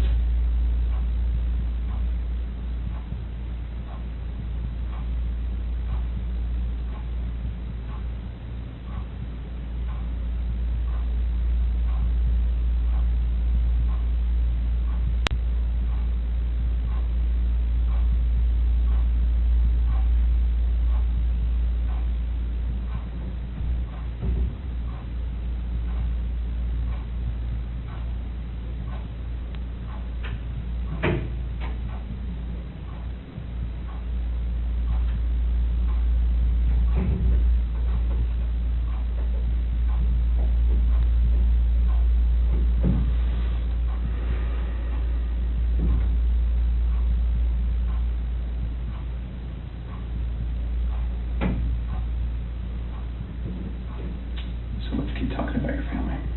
Okay? We just can't figure out why there's two Chris's. Okay?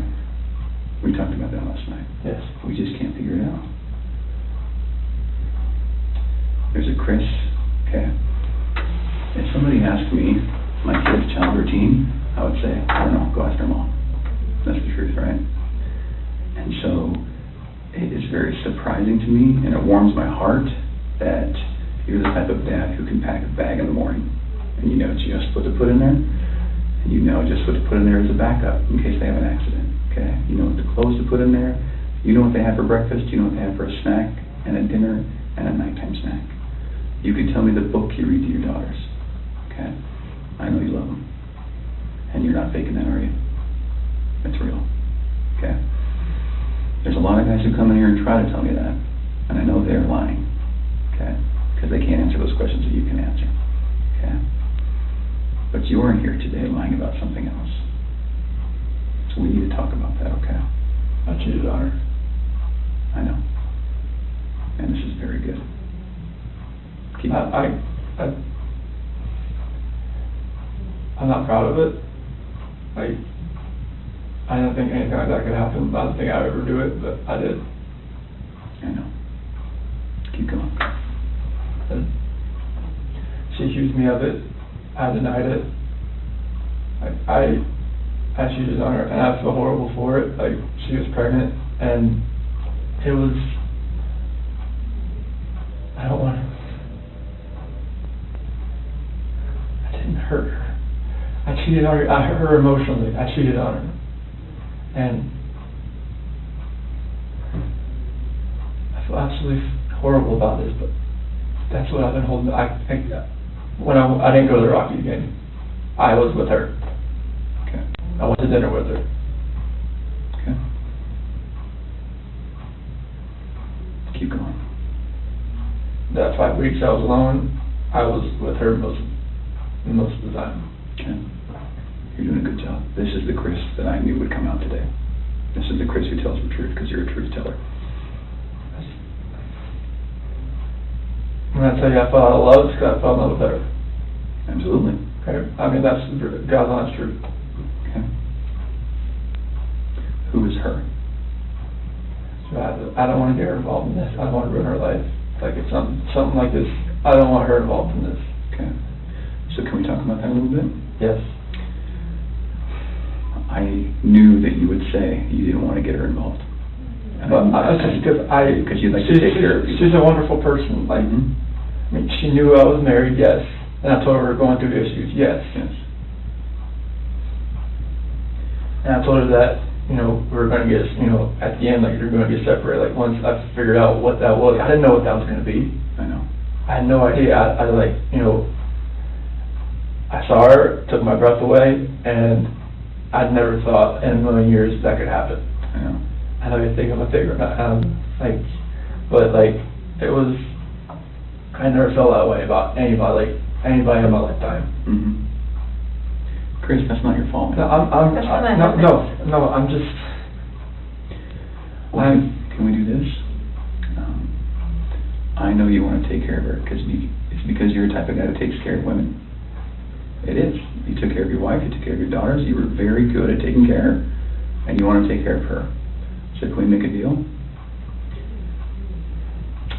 I don't think this girl did anything to hurt anybody, but I can't walk out of here wondering.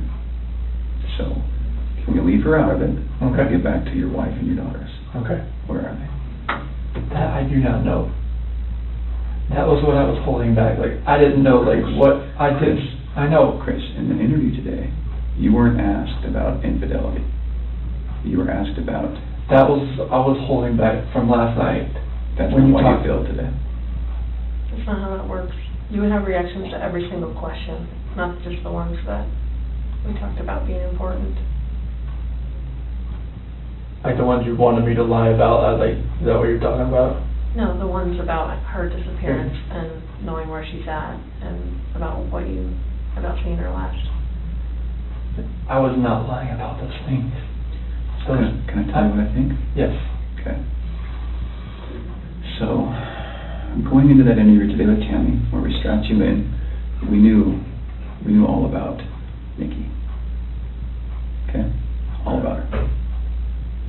And you're doing a very good job right now, because you didn't have to tell us about her, but you did.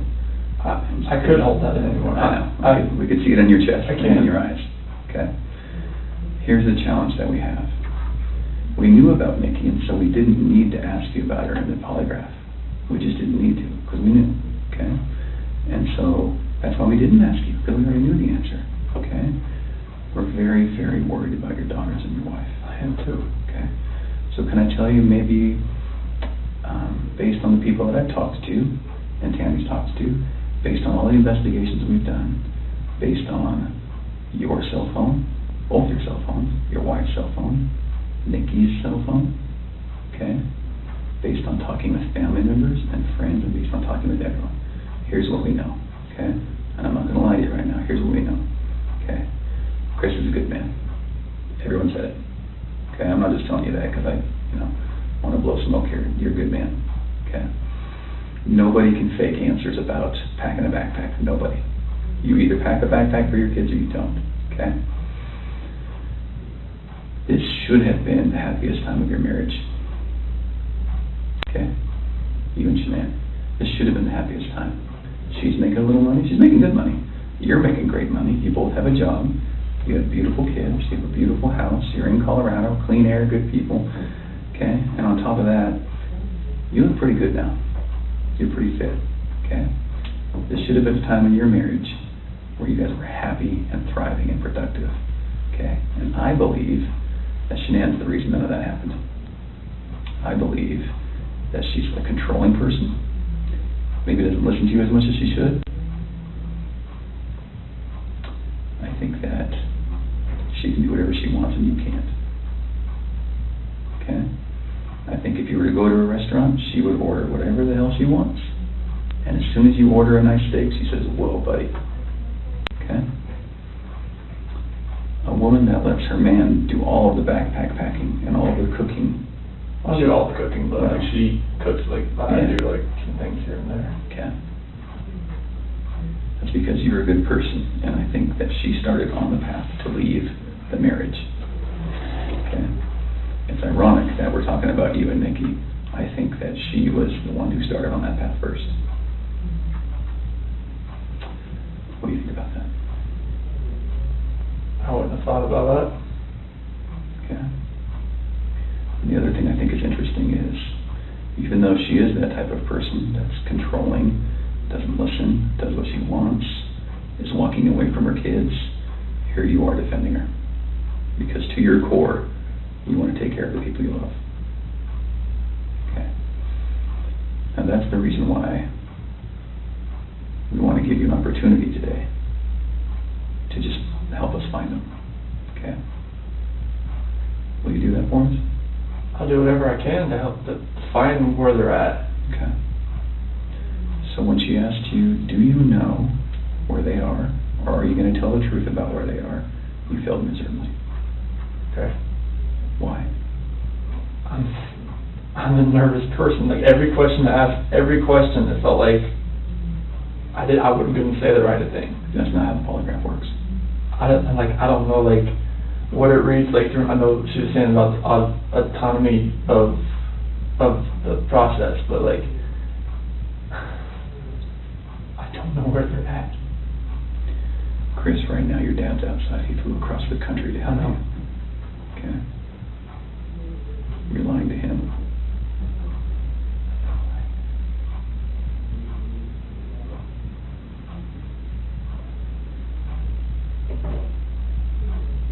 You're lied to everyone you talk to. And they all bought it. Will you please help us find your babies? I want to find them. I've told you over and over, I want to find everyone. Can we go back to that night? Yeah. You know that we have texts, and we know that there's an Alexa in your house, and you know that those are trained to record distress. Okay. You know that we know the content of Nikki's text messages and your text messages and Shanann's text messages. Okay? I didn't know you knew who Nikki was until tonight, right now, so. Okay. Tell us about that night again, and please tell the truth this time. I told you the truth. I promise I've told you the truth. Like, we woke up at 4 o'clock. I woke up at 4 o'clock. Got dressed, got ready. 4:15, me and Shanann talk about the house, about separation. Did you guys talk about Nikki? She accused me of like, all right, well, you know, is there somebody else? Sure. I didn't say it. You denied it? Yeah. Okay. Because she brought up like, you know, like, well, was there a $68 charge on dinner the other night? Okay. Was there 2 of you? And that was with 2 of you, wasn't it? Yes. Okay. That's Nikki.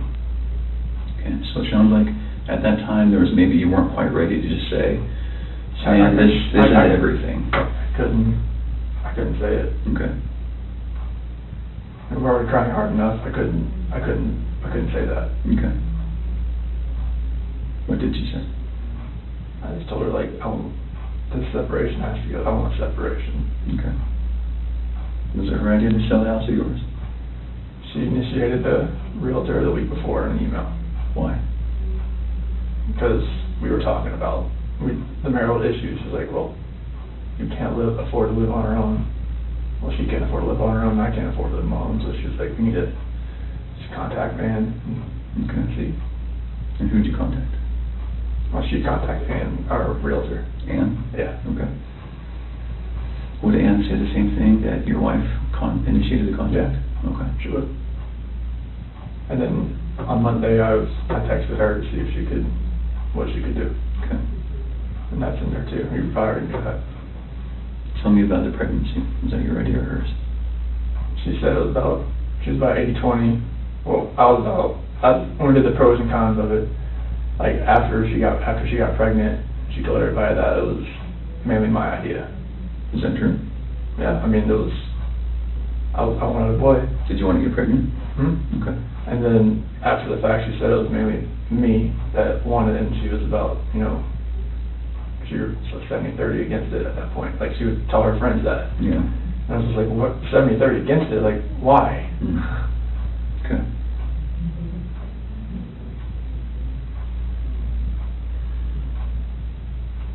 Can you understand that some of this just doesn't make sense to us? Okay. How is it possible that a woman and 2 kids are just completely gone off the face of the earth? I promise you, I have nothing on my hands I did nothing to those kids or her to make them vanish. So tell me what happened then. I believe you that you did nothing on your hands. What happened? When I left, I mean, it's on video that I left and I was in my truck. I didn't like load anything into my truck besides my tools, my container, my book bag, my water jug, my lunchbox. Okay. But then what happened? I drove out of the driveway. No, before you drove out of the driveway. What happened with your wife and your kids? I didn't do anything like that. They were still in the house. Where are they? Where did they go? I don't know, sir. I really don't know. Your wife's not the type of person to vanish. I know she's not. She had 10 things on her schedule that meant she was going to be there the next day, that day, the day after that, with friends, with a doctor. Okay? She didn't leave because she wanted to. Okay. So what happened? I didn't do anything to her or the kids. Was it an accident? I didn't do anything. Was it an accident? There was no accident. I don't know if there was an accident in the house. I wasn't there for it. It's a big deal if it's an accident, because we can work with that, Chris. No. And I think that's maybe what happened. I did not cause an accident. I didn't do anything to my wife and kids. Was it a misunderstanding? There's no misunderstanding. Like, we had that talk. There was a misunderstanding where I didn't tell her about the affair. Okay. I didn't. That was the misunderstanding. Like, miscommunication, misunderstanding. Yeah. Good. But I probably should have told her right then, honestly. I mean, everything was out on the table anyways. Right. I should have just told her right then. But I didn't, because I just couldn't bring myself to do it.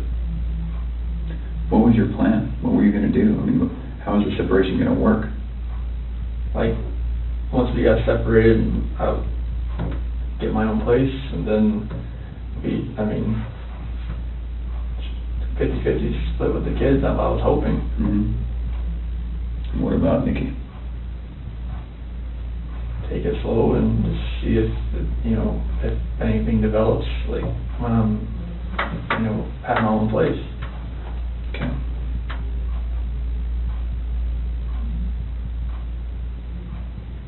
I just find it hard to hear you talk about just having this emotional, conversation with Shanann, and you're bawling and crying together, and you have not shed one tear in 2 days that you've been here. Not one. And help me understand that, because I don't get it. These are your baby girls, and you have not shed one tear over them not being around. Chris, I lose my 4-year-old in the store for 10 seconds, and I start to go panic. I have not seen any of that from you at all. Help me understand that. I love those girls. I would never do anything just because I haven't shed a tear. Like, you no, that's weird. Is that weird? Don't look into that like I don't love my kids. Tell me, Explain explain to me. You're crying with your wife that you're leaving her. Yeah. But you don't cry that your 2 little baby girls. I'm hoping they're still around somewhere. I'm hoping they're still somewhere. Yeah, but you don't have them right now. You're not reading stories to them at night. I know. You're not giving them midnight snacks. You're not giving them their medicine. You're not waking up with them in the morning. I know this. So that should cause you pain. It does cause me pain. But I don't see that. I don't see that. I want to see the Chris that cares. I want to see the Chris that, feels bad about what he did and wants to, get this off his chest and be done with this. And let us find your little girls so that they're not out there in the middle of a field or whatever somewhere. Like, don't do that. I love those girls to death. Then show us that. Show us that. Show us this Chris, not this Chris. I'm not showing you that Chris. I'm showing you the Chris that cares about his girls and his wife. Just because I haven't shed a tear, it shouldn't make you feel like that the love isn't there for them. It's weird.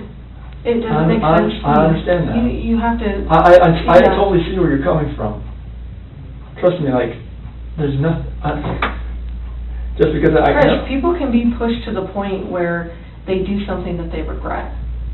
It happens every single day. I know. But part of what makes you a man is the guy that goes, I really fucked up, but this is what I did, and I'm going to pay for what I did, and I'm going to tell you what I did, and I'm going to be honest about it. Chris, we can keep talking to you once we find these girls, okay? So once we find these girls and your wife, right, no matter how we find them, no matter what condition they're in, we can keep talking to you, and you can tell us, guys, it's not as bad as it looks. And you can say, let me tell you what happened. I was never comfortable with you, Graham, or with you, Tam. I wasn't comfortable yet, but now that everything's known, now that these girls are found and Shanann's found, however they're found, it's okay. We can keep talking to you. Okay? Chris, did Shanann do something to them? No, I don't know. I'm serious. I have no clue. No, you would have known, because they didn't leave the house. Did Shanann do something to them, and then did you feel like you had to do something to Shanann? They were at the house when I left. They were there. They weren't there. They didn't leave. They vanished. They were there. The only way they could have left is in your truck. There's no way, because I didn't just throw them in my truck. You know your truck has GPS, yes, right? Yes. Because you told your boss, hey, I'm going through separation, I'm maybe staying at a friend's house, whatever. You know that thing pings every 10 seconds? Yep. So we will know exactly where you went. And your company's giving that to us. I know. Okay. Are we not asking the right questions, Chris? No, you're asking all the questions. What are we not asking you right? What are we doing wrong? You're not doing anything wrong.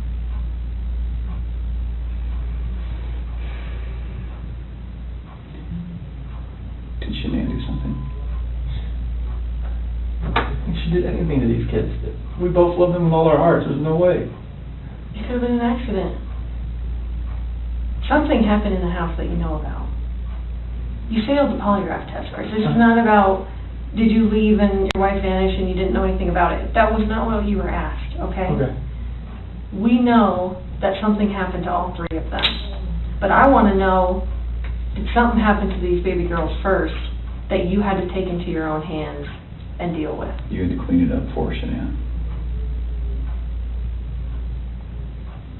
Chris, you gotta tell us. There's something that happened to these baby girls.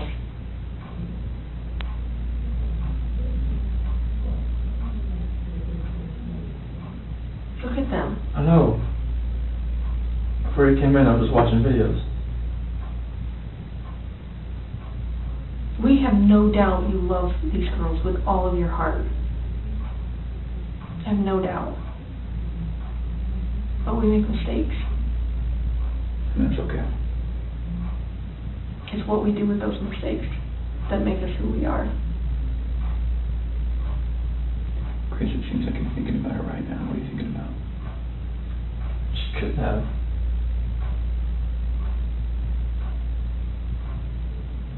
I feel like you cleaned up for her. I feel like that's the type of guy that you are.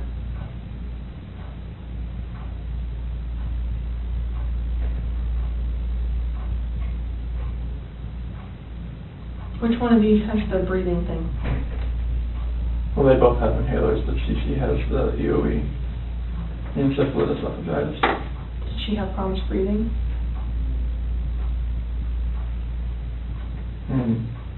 Only like with her allergies and whatnot, like if she had anything next, but she's home with the endoscopies and everything and the surgeries I told you about. Do you think she had trouble breathing that night? And Shanann freaked out? And didn't want to live without her baby girl? I don't think so. Did you hear about the homicide that happened in Aurora, where the guy beat that family to death with a ball-peen hammer? The only person that survived was a 3-year-old sibling. And that sibling grew up to be a total mess. No family, no mom and dad, no brother or sister, just sort of by herself. She says, I wish I would have died with them. And there are times that people freak out. I've seen it. I mean, I've been in law enforcement for almost 20 years. I've seen it. Parents freak out and they're like, oh my God, like, I can't have my baby girls live without each other. They're best friends.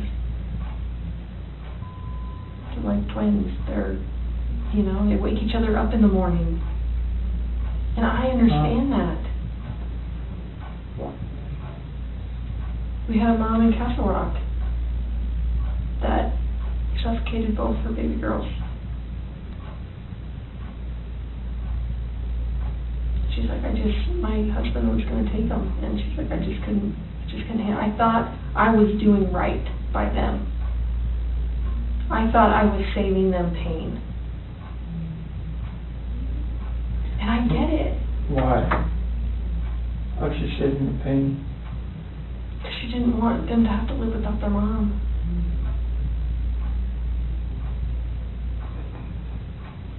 Chris, this is a weight that's going to be on you for the rest of your life until we resolve it tonight.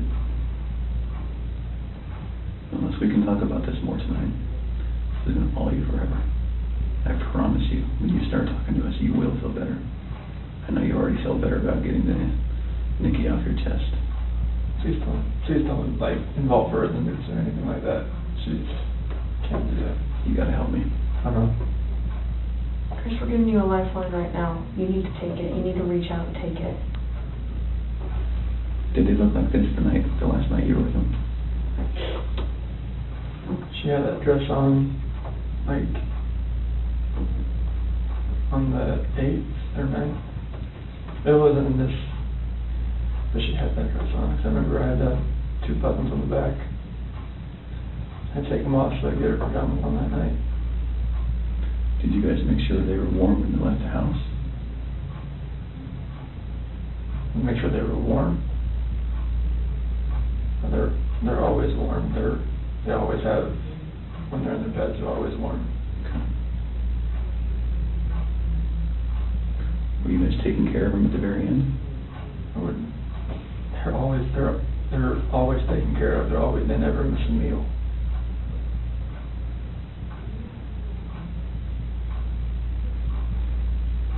Chris, you took them out of the house with their blankets and their animals. Like, that's because you cared. That's what a caring dad does.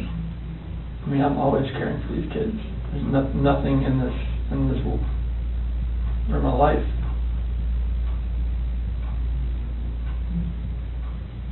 I believe that. I believe that, and I believe someone made a mistake, whether it was you or Shanann.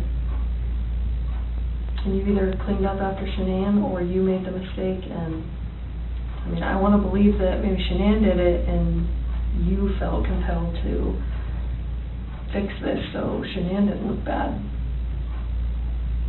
That's what I want to believe. But I don't know, you're not telling me that, so it makes me think the worst. Like, did you I did not do anything. all 3 of them? I did not do anything to these kids. Not do anything. What did Shanann do to them? Tell us, Chris. Chicks are crazy. Can I talk to my dad or something? Absolutely. Do you want to bring him in here? No, I just need to talk to my dad. Like, I flew across the country. Hey, Chris, I can't. How about this? If we brought your dad in here, would you please tell him what happened? Can I just go talk to him? I've been in here for like 5 or 6 hours and I'm like...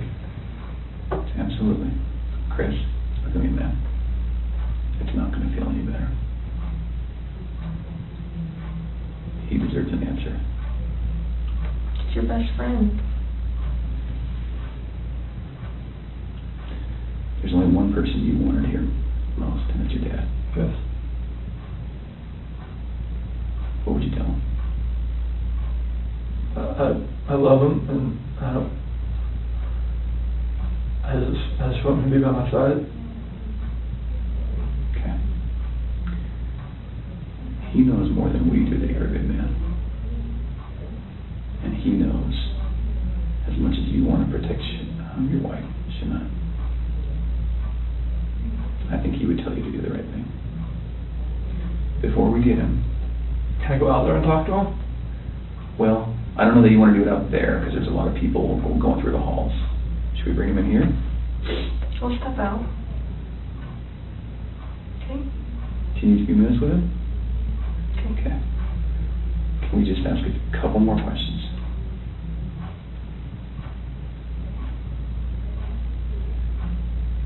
It seems like you're about to get it off your chest.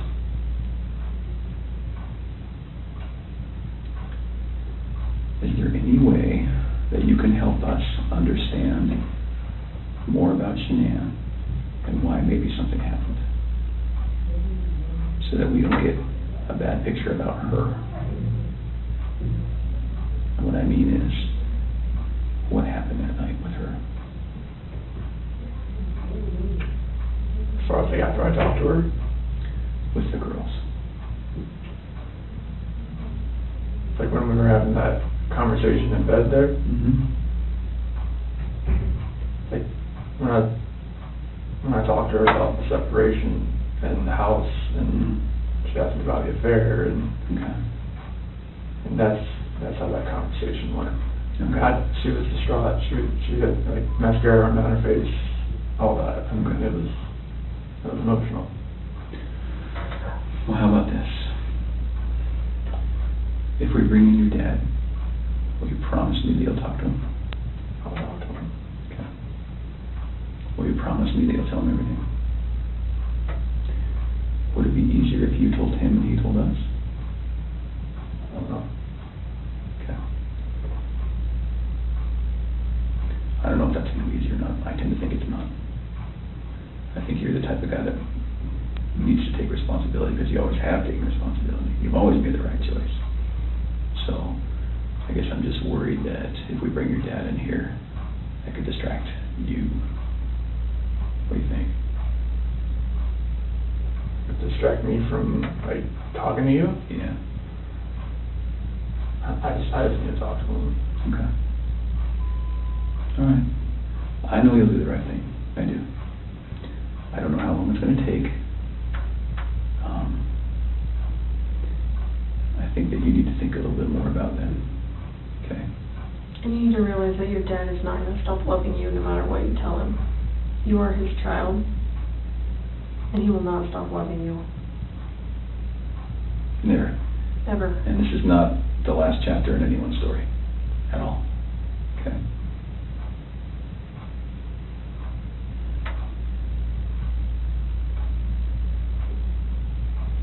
He's been here the whole time.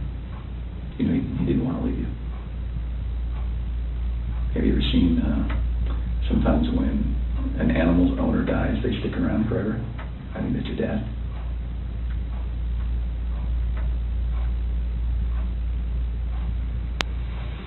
Poor guy didn't want to leave today, okay? So, keep that in mind. He wants to hear it all.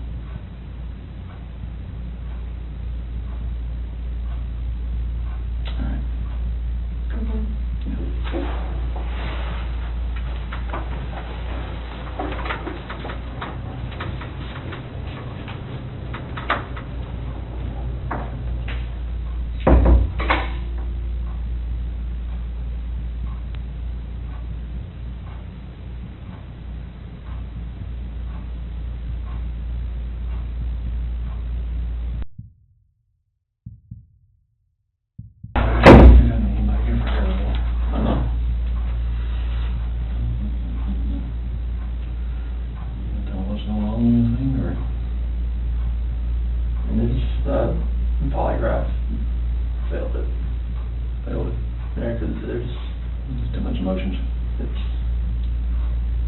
So I mean, they're not gonna let me go.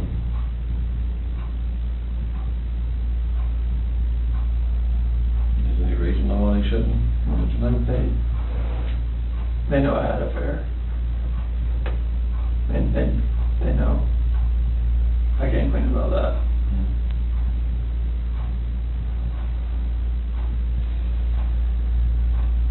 They know you had an affair. Anything else you want to tell me? What's going on, or what happened, or anything? Or you know anything about? When we had that conversation that morning, it was emotional. It was told her about separation and everything like that. Mm-hmm.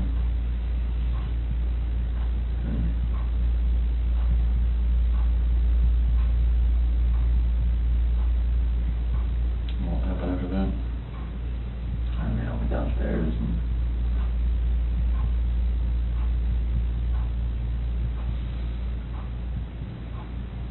I want to protect her. What? I want to protect her. You don't want to protect her? I don't know what else to say. What happened? Huh? She hurt him? Yeah. And then I What now? talked about her. You hurt her? Did they leave after that, or what happened? So she started hurting the kids. Paper.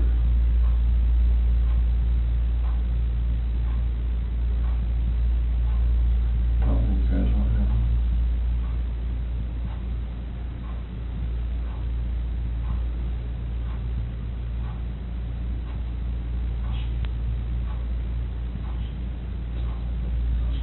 What? She smelled it. Or choking. I didn't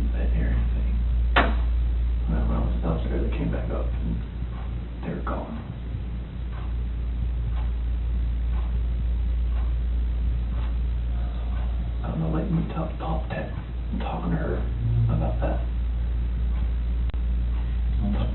Talking to her about separation and everything, about, like, she lost it. I don't know, like, what else to say, like, I freaked out.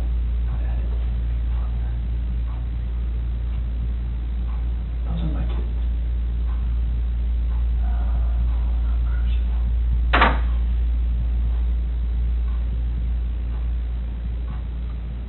She,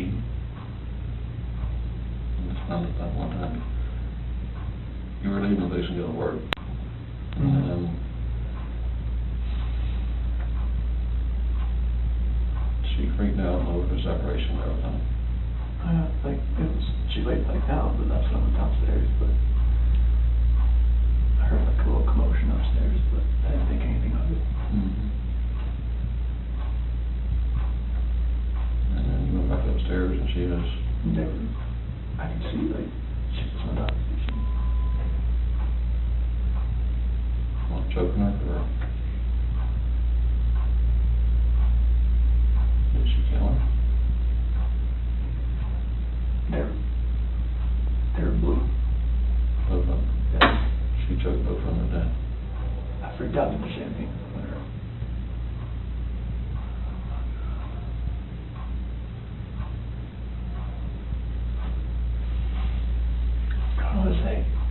How was it though?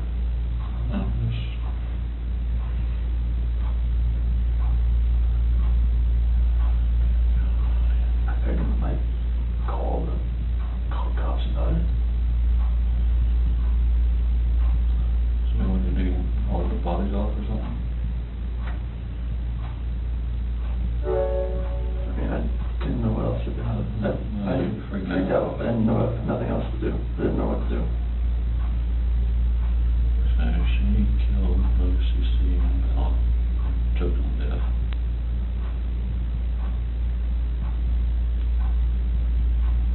You lost it and choke her, or... That's just rage. I hadn't...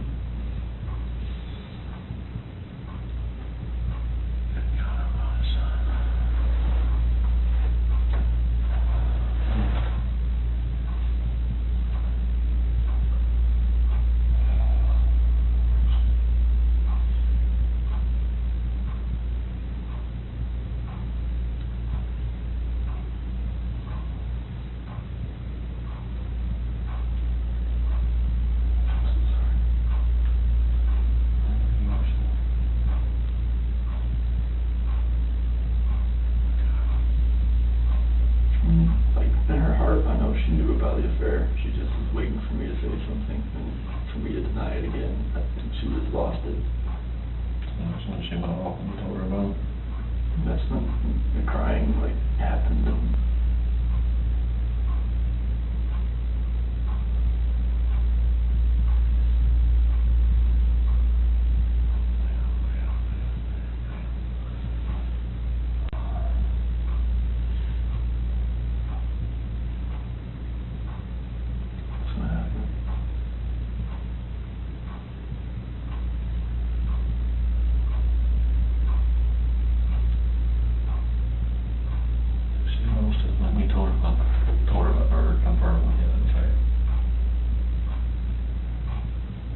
I didn't tell her how long, she just knew.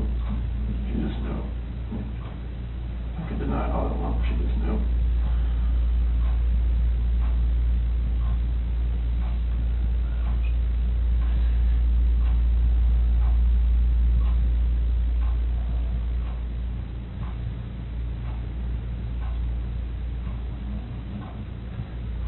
She killed both over... separation over the affair. Well, I think she just knew, like, the affair was happening, but I just denied it.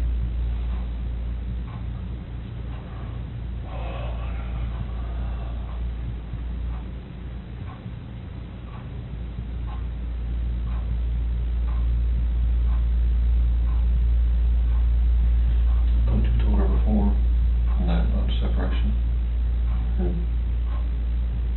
But, you know, she was hoping to go to counseling or something.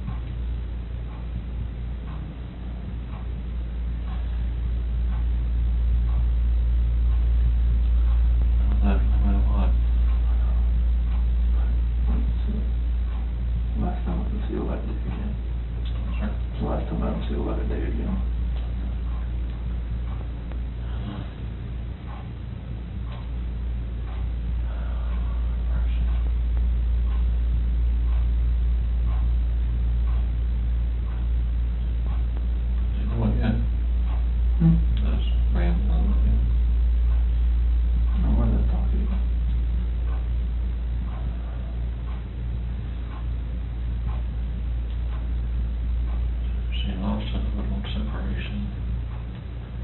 Pretty much knowing the affair was going on, but we just profusely denying it. I never did. I made it totally but she more or less knew something was going on. She actually killed both her children.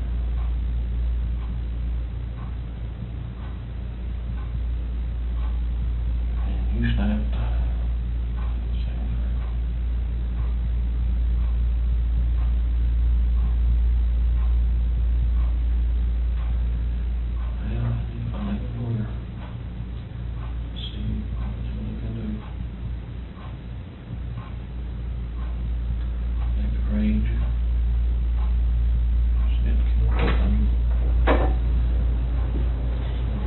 What's that?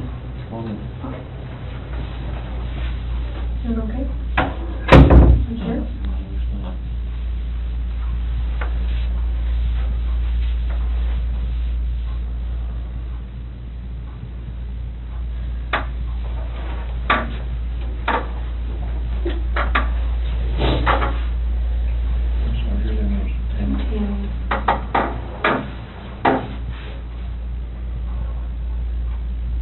Just help us work through this with you, okay?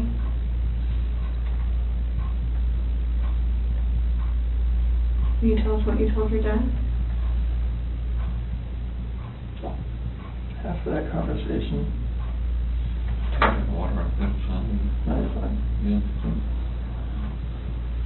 After that conversation we had, and she accused me of the affair, and she, in her heart, she knew what was going on. And she knew about the dinner the other night. It was too much for just me. Think about what now?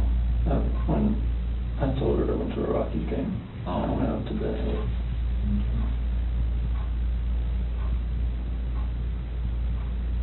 I went downstairs. And that's when you told her about the separation? Well, that was when I was upstairs in bed. And told her, what I wanted, and I wanted a separation. And that's what I want.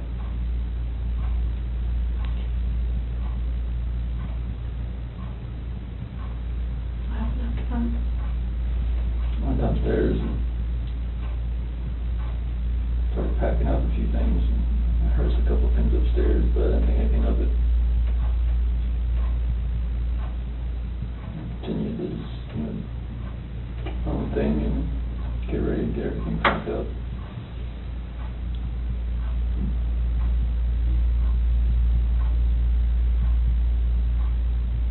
Next.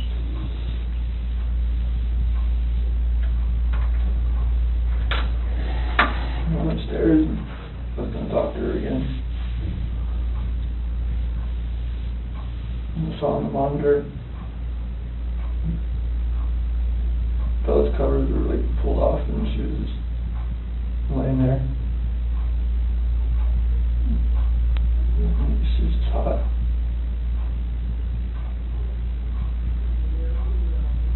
So I go over to Cece. She was in there with her. On top of her.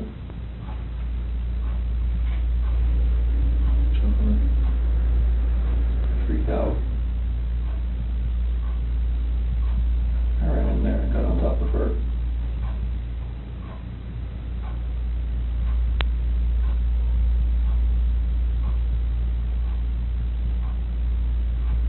What'd you do?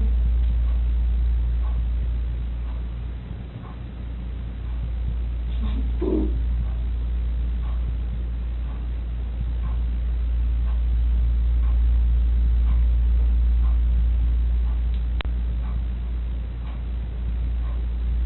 Those are my babies.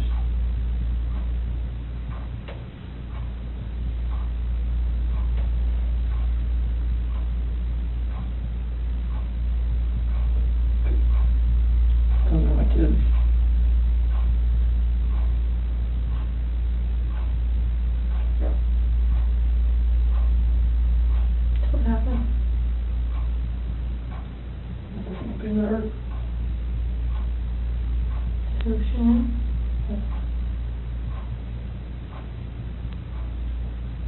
Where were you at?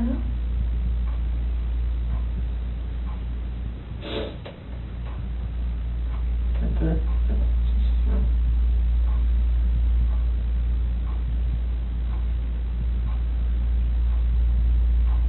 Right back in our bed. Sure. And you were bed? Okay. What happened next? I don't know what to do. I have no idea what to do. I'm shaking.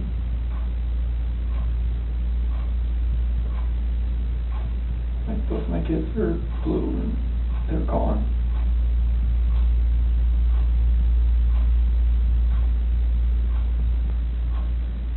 And I'm just like blind, just,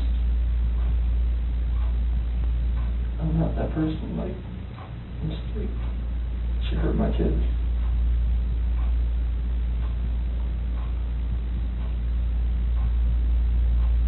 Like I had to do the same thing to her.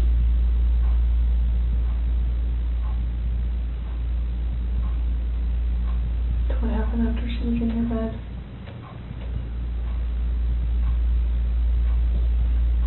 And there, I didn't know what to do. It was, she's back and just covered her up.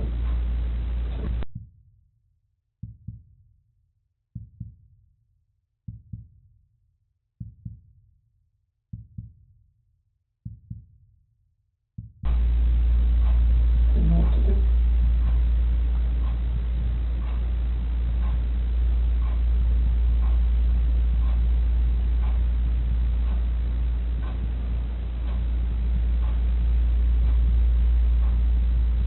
Where are they now?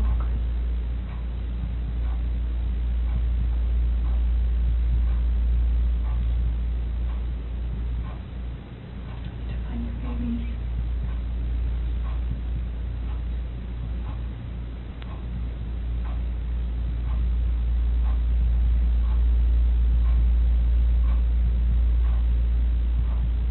Did the hard part.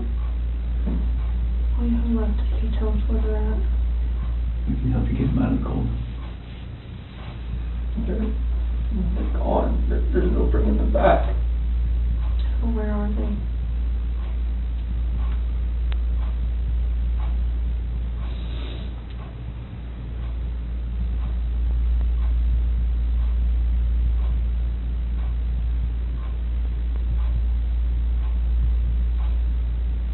At that first location I went to that day. Where at? That's 3319. Where at? That location. Right there off the site. Right there. How did you pick that site? First site I was supposed to take them there. So where would we find them there?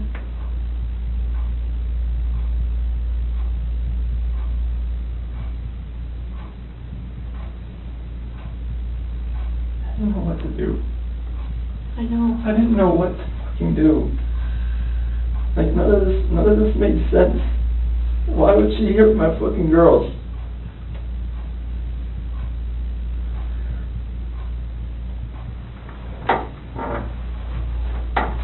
So Chris, are they in something? Are they under the ground? Like, where would you find them? You take us out there? I thought there's no way I want to go out there.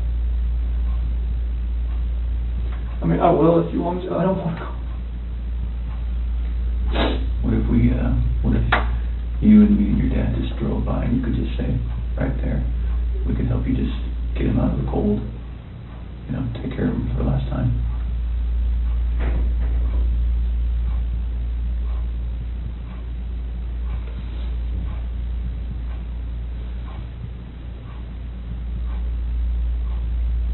I'm sorry. I know you are. I know you are. I know you came in today to do the right thing. You didn't have to come in. You came in all on your own.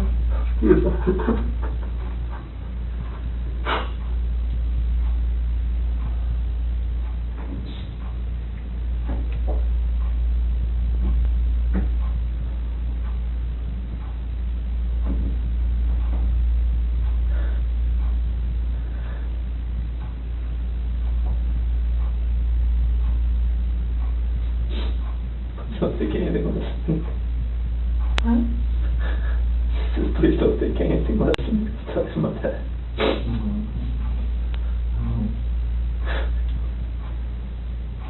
Are they all three out there, Chris? Yes. Okay. What was she doing to Cece? She's just on top of her. My hands around. Hands around what? My neck. You saw it? I saw it on the monitor. Okay. That's why I ran in there. What'd she say? Threw her off and saw Cece was already blue. It's not moving. And just that blind rage, I just did the same thing to her.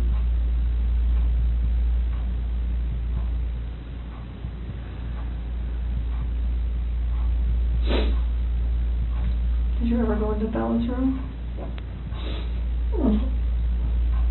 Just pushing it back in, that's no, when I saw her on the monitor, the way she was laying, the bed just sprawled out. Is that when you packed up their special stuff?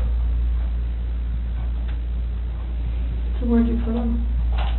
Get them out there. In the truck. Which part? Driver's side rear. In the passenger compartment? Driver's side rear. Right behind my seat.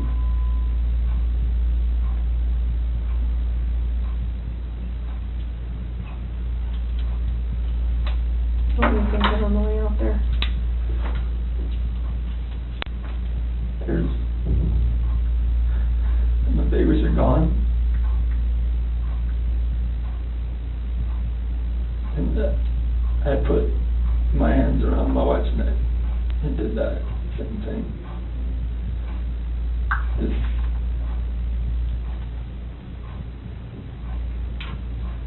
Did Shanann fight back at all when you did that?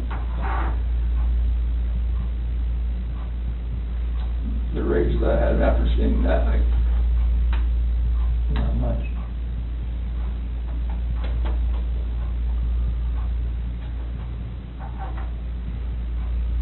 How do you know Shanann was dead? Smooth.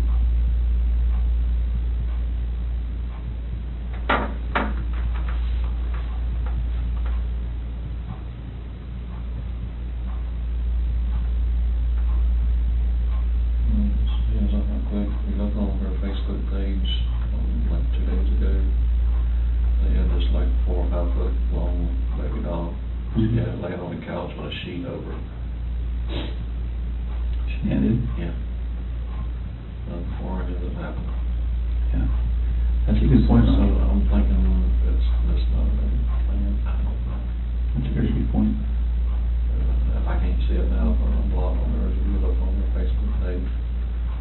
What did it say, or what was the It caption? said, what do you say to this? Something similar to that. And a tall baby doll about that tall was laying on one of our couches and had a sheet over it across the head all the way up. You can see his feet hanging out. Saying like Bella had done that. The kid went through that. Do you remember that, Chris? What do you think? Just make fun of it. Thought it was funny. Did Bella do it? I don't know. I don't remember. I don't think so. But I don't catch it up. I don't think she would do something like that. I've seen them have their dolls and stuff out on the floor and just covering up waist and stuff and something like that. But then covering their head and everything else like that. Like was what? Like a body laying there or something.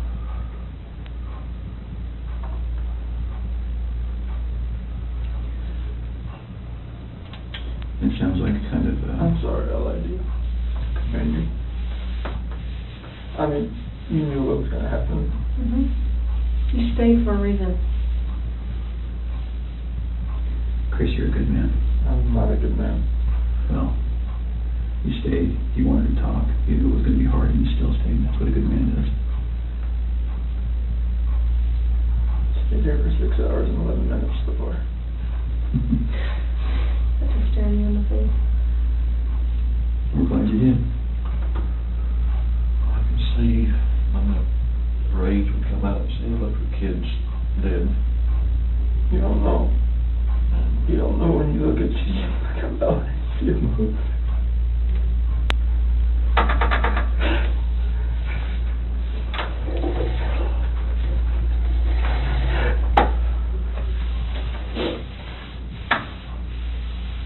I told you your dad still love you, no matter what. How could you let someone kill somebody?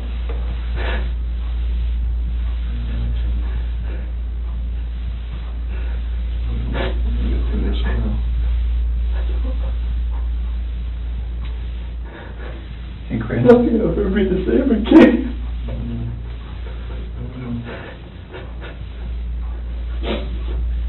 When you came in, was your wife on top of her right when you came in? So you saw it in person? Because I saw the mom and that's why I rushed in. So I went in there to talk to her again. And when you came in, she was right there on top of She was right there. Okay. Her hands on her throat. Didn't know what to do.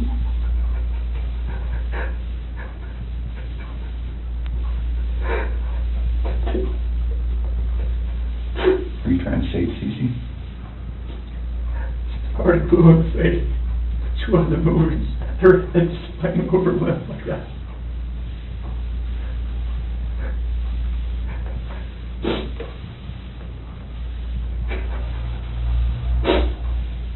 So where did you put them out there, Chris? That's really important.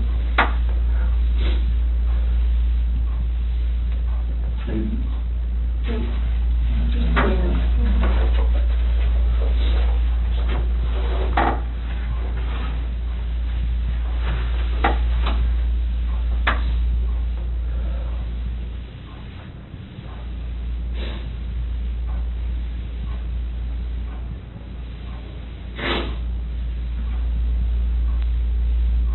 Are they down in something? Are they under something? In something? I didn't know what else to do. I know, so tell me what you did. I know. I didn't know what else to do. I was so scared. I know. It's like my wife just did this, and I just did that. What do I do? Right. Or anything that I would do from them was just going to be just insensitive and just a horrible thing. You were in a tough spot. I mean, what can you do, right? Sometimes your body just kind of takes over and...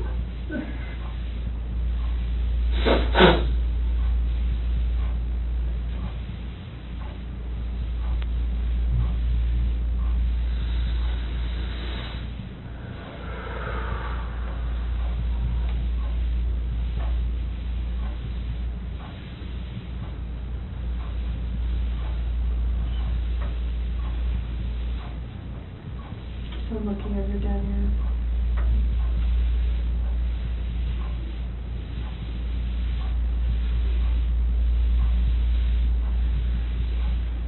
Can you show us?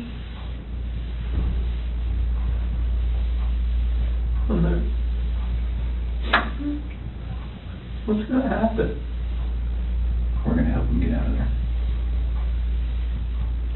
Do you Like, what? Would you prefer that one of your coworkers? Oh my God, no. Okay. I cannot have that.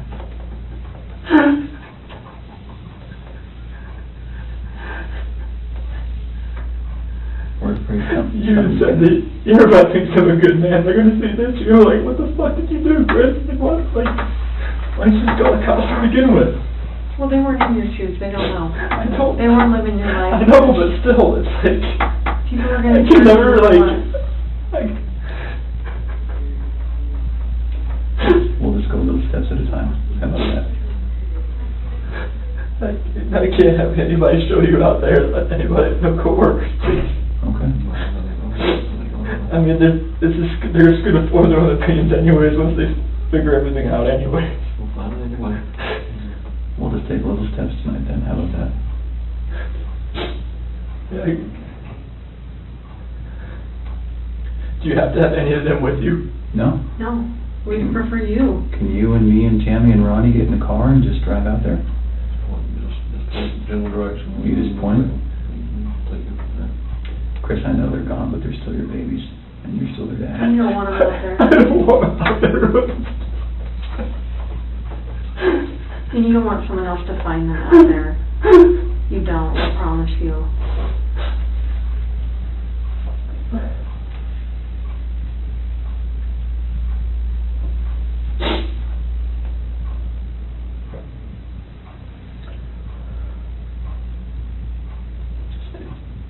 You'll take us.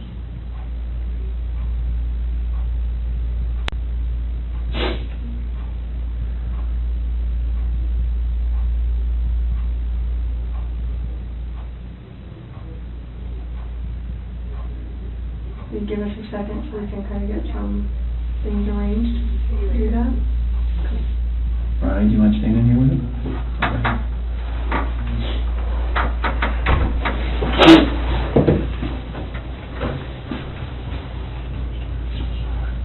What the fuck is this?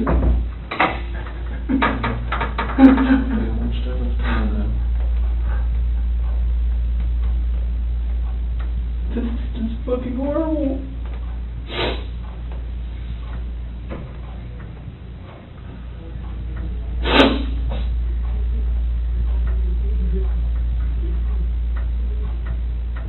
The problem is I don't even know if they believe me or not.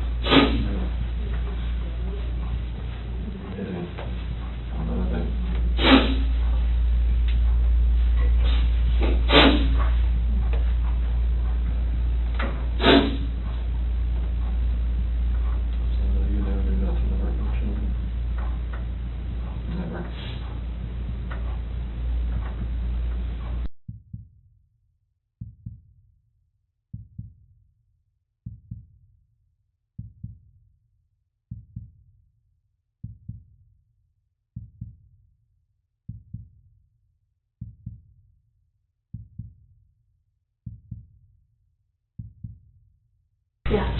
I'm gonna text my daughter, have her go to my house before my wife finds out.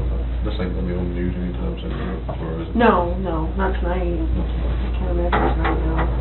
I mean, I don't really have much say in that, but I can't see that. Do you want me to take you out to the lobby and you can go to the bathroom and then text your wife and stuff, talk to them? I might want to go outside. Yeah, I'm gonna go outside. Just watch the press people around. Yeah, I'll see people out there while you're there. You want your water? You want to take your water with you? Yeah.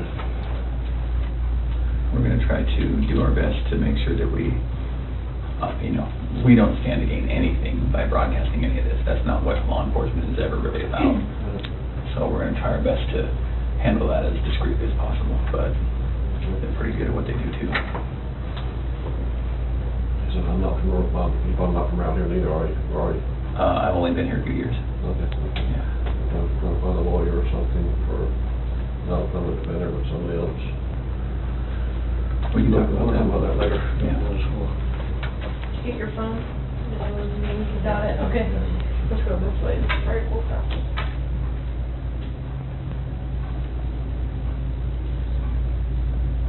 So if you're up for it, we'll talk a little bit more.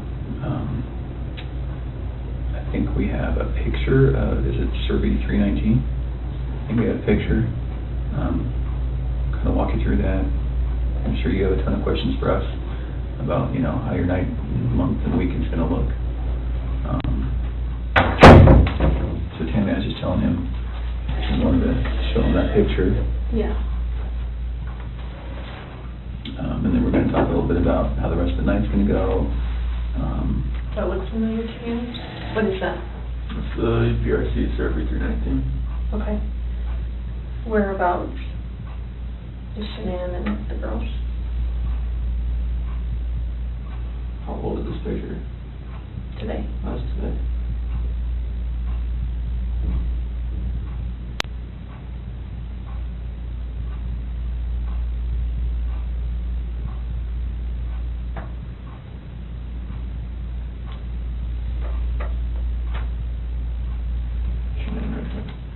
Okay, can you mark it for me? Thanks.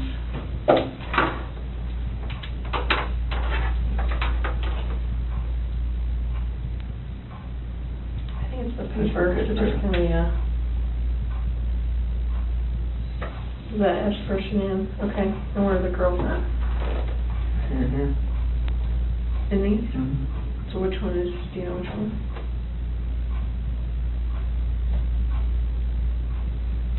Are they in the tanks? Can somebody who doesn't know what they're doing open those? Okay, it's easy to open them. What's in the tanks? It's a mixture of oil and water.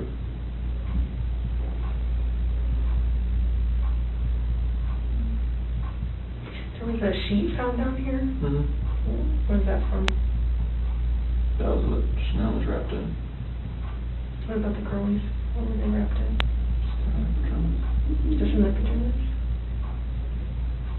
Not with their blankets or anything? Where did their blankets and toys and stuff go? Probably flew away in the wind or something right here.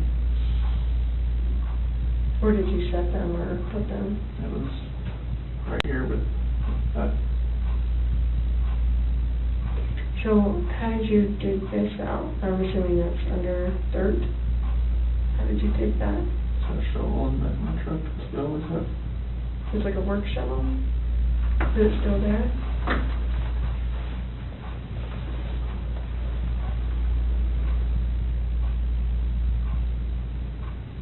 How was Shanann dressed?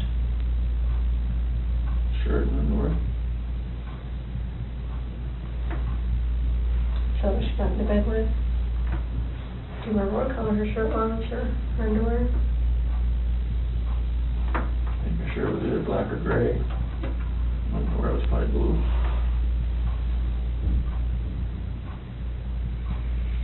How much time passed, do you think, from the time that she was back in the bed until you put him in the truck?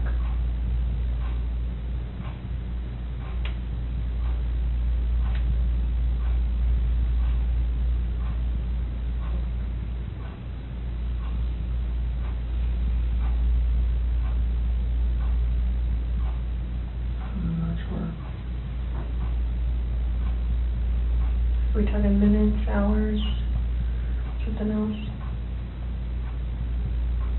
From when I left the house. No, like from when you got her in the bed to when you put her in the trunk.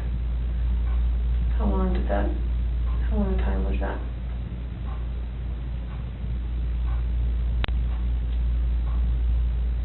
So like from when pushing her in my truck, from the bed to the truck. Yeah, from your master bed to the truck, yeah. Minutes. Okay. Because you talked about covering her up or something. Yeah. And the sheet.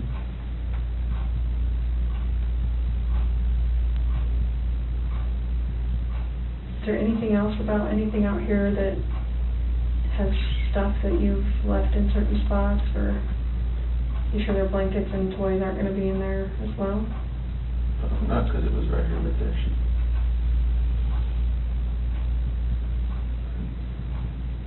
Can you do me a huge favor and just write your name on the bottom? Just so I know that we didn't make those marks. I'm just going to write the date on it, okay? 8/15/18 at 5:56.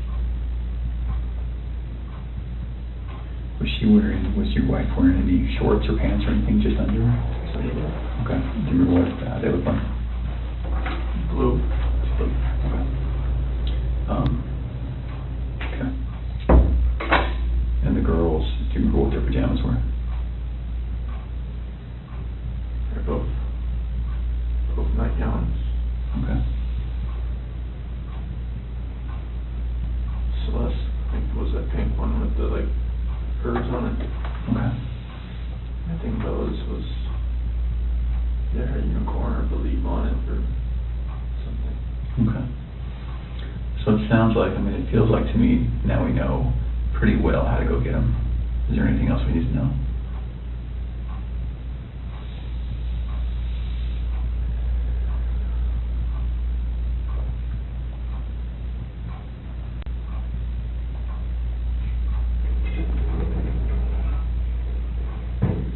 how to get them? Yeah. Does someone have to climb up to the top and unscrew something and then lower something down to get them? They're like, it's just a hatch on the top, and they're like 20-foot tanks. How far down are they? Wherever the food level is in the tank, I'm not sure. Okay. What was it when you were there? I don't know, I didn't, Okay. I wasn't looking for that. Okay. All right. You need me to go out there or no? I don't think so. Would you prefer not to? I didn't know if you needed help getting there. Yeah, I don't know. I think once we got that picture, because we didn't really know how much about the location that the other police officers knew, but it sounds like they knew somehow right how to get to 319. So, and I think that's how they got that picture.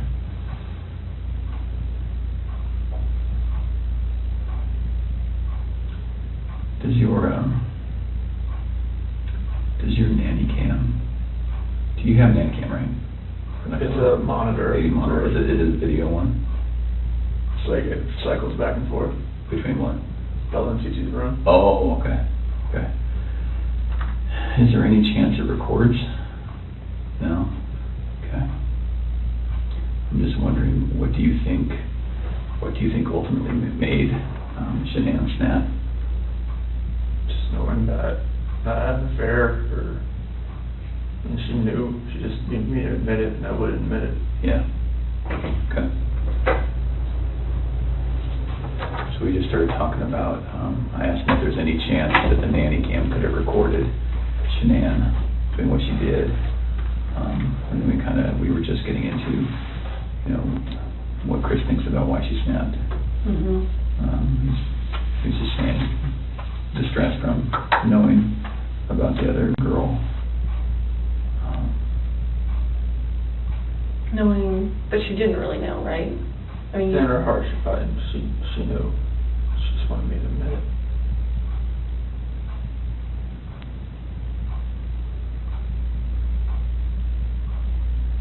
Can we talk about a couple tough things? I think we need to get it out of the way and just really get it out, just to make sure you have every chance to explain exactly what happened and we have every chance to ask questions. So the conversation happened.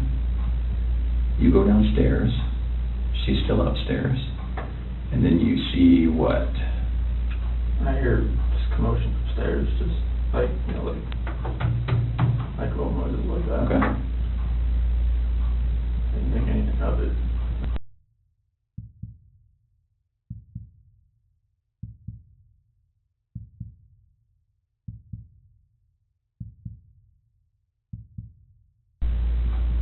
So I go back up and just talk to her again, maybe real fast. And go into their room, her master bedroom. She wasn't in there. Okay, you went there first? Yeah. And why did you go up again? Just to go up and talk to her again. Okay. So it's not as though that noise made you run up, you just stopped? No, I didn't Okay. anything to register with me for that. I just looked in the monitor and it was on Bella. And where is the monitor, where's the screen that you look at? Is it up or downstairs? It's upstairs. Okay, so you go upstairs, look at the monitor. Yeah, everything's right beside the bed. Oh, you were master bed, okay, Yeah, all right. beside the bed. So she's not in her bed? It's still right there. Okay. She went to look at it. And it was on Bella. Her covers were pulled back. She was just sprawled out laying there.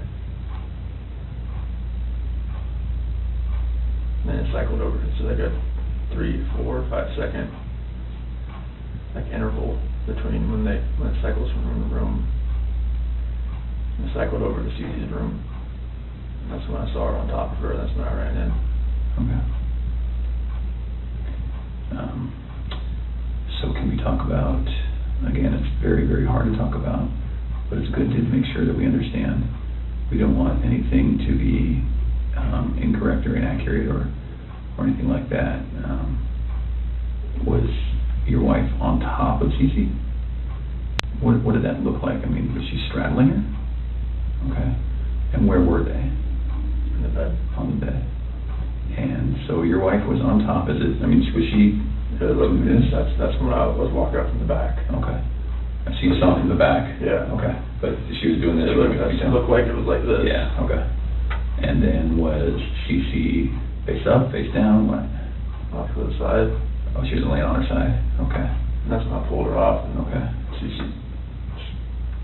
was limp and she was blue. Okay. There was no movement at all. Oh, she was limp and blue, or limping and blue? Limp and limp and blue, okay. It's like her body was like, right. You pick her arm up and Sure. it just falls. Okay. And then what happened? I looked at her and I just got on top of her and You got on top of Shanann? did the same thing. Okay. Did you have to knock her down? No. She was already on the ground? I just pulled her off on the bed. And Oh, kind of one movement? Yeah. Okay, so it's not as though you I didn't pulled her off? No, like I went up, pulled her down and did that. I didn't know, I lost it. Sure. So Okay. Shanann was laying on the ground? On the bed. On the bed? Yeah, like when she was on top of the seat, I saw what was happening. I pulled her, went down on How the big bed. was the bed? What kind of size is it? Full, clean, you know? I think it's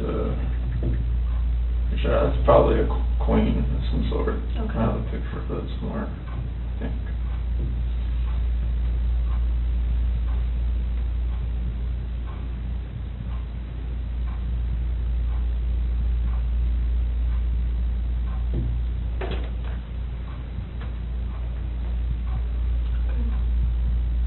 So where was Celeste in the She was picture? all the way up to the top. To the top? Yeah. And I went in and pulled Shanann down, it was crossways. Like So she was laying laying this this way? way, as I was.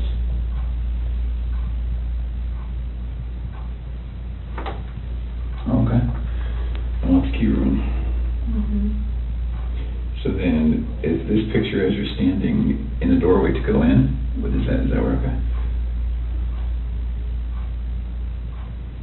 And then, so were they closer to this side or this side? She usually sits in the middle. Okay. And then, so your wife was right on top of her, you could just see that. And then did you pull her this way or that way, or? So to where her head was on this side.